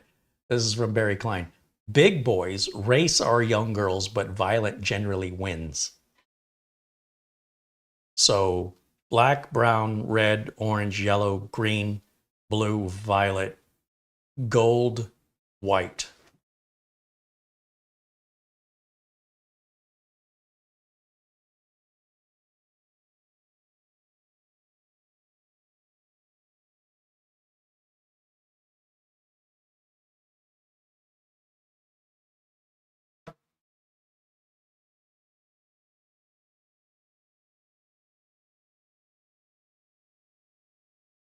And resistors don't do that anymore. Have you seen what a modern day resistor looks like, folks? They're not like the resistors of, like you can still buy those old school resistors with the legs on them and you can solder onto a board. But these surface mount resistors, I should show you one if you haven't seen one. They're unrecognizable. Same with diodes. It's all completely different now how they apply them. They're so super tiny and surface mount. You know, if I had this little bag of M.2 screws, this could be, just that little bit could be 100 little resistors. They're super, super, super teeny tiny. And Find Me in Hawaii contributes $19.99 in Super Chat. Thank you, Kenneth. Trevor Dunn says, the AceMagician AD15 is not available in Ireland or the UK. I would like to buy one. I suspect they will be, though, because they do. So here's the problem. This is a brand new model. I'm the first here on YouTube to even introduce this to you guys. And you wouldn't even know it was on Amazon if you didn't search for it here at Amazon.com. So they normally sell AceMagician normally sells their computers to Japan, the UK, Europe, and the US. I suspect that when the website gets updated over there, and I don't know what's holding them back, they might be waiting on something. I mean, they must be waiting on something, that it should become available there in Ireland and in the UK as well. Throughout the UK, I should say. Ireland is included in that.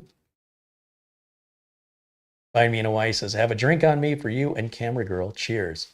Right on. Thank you.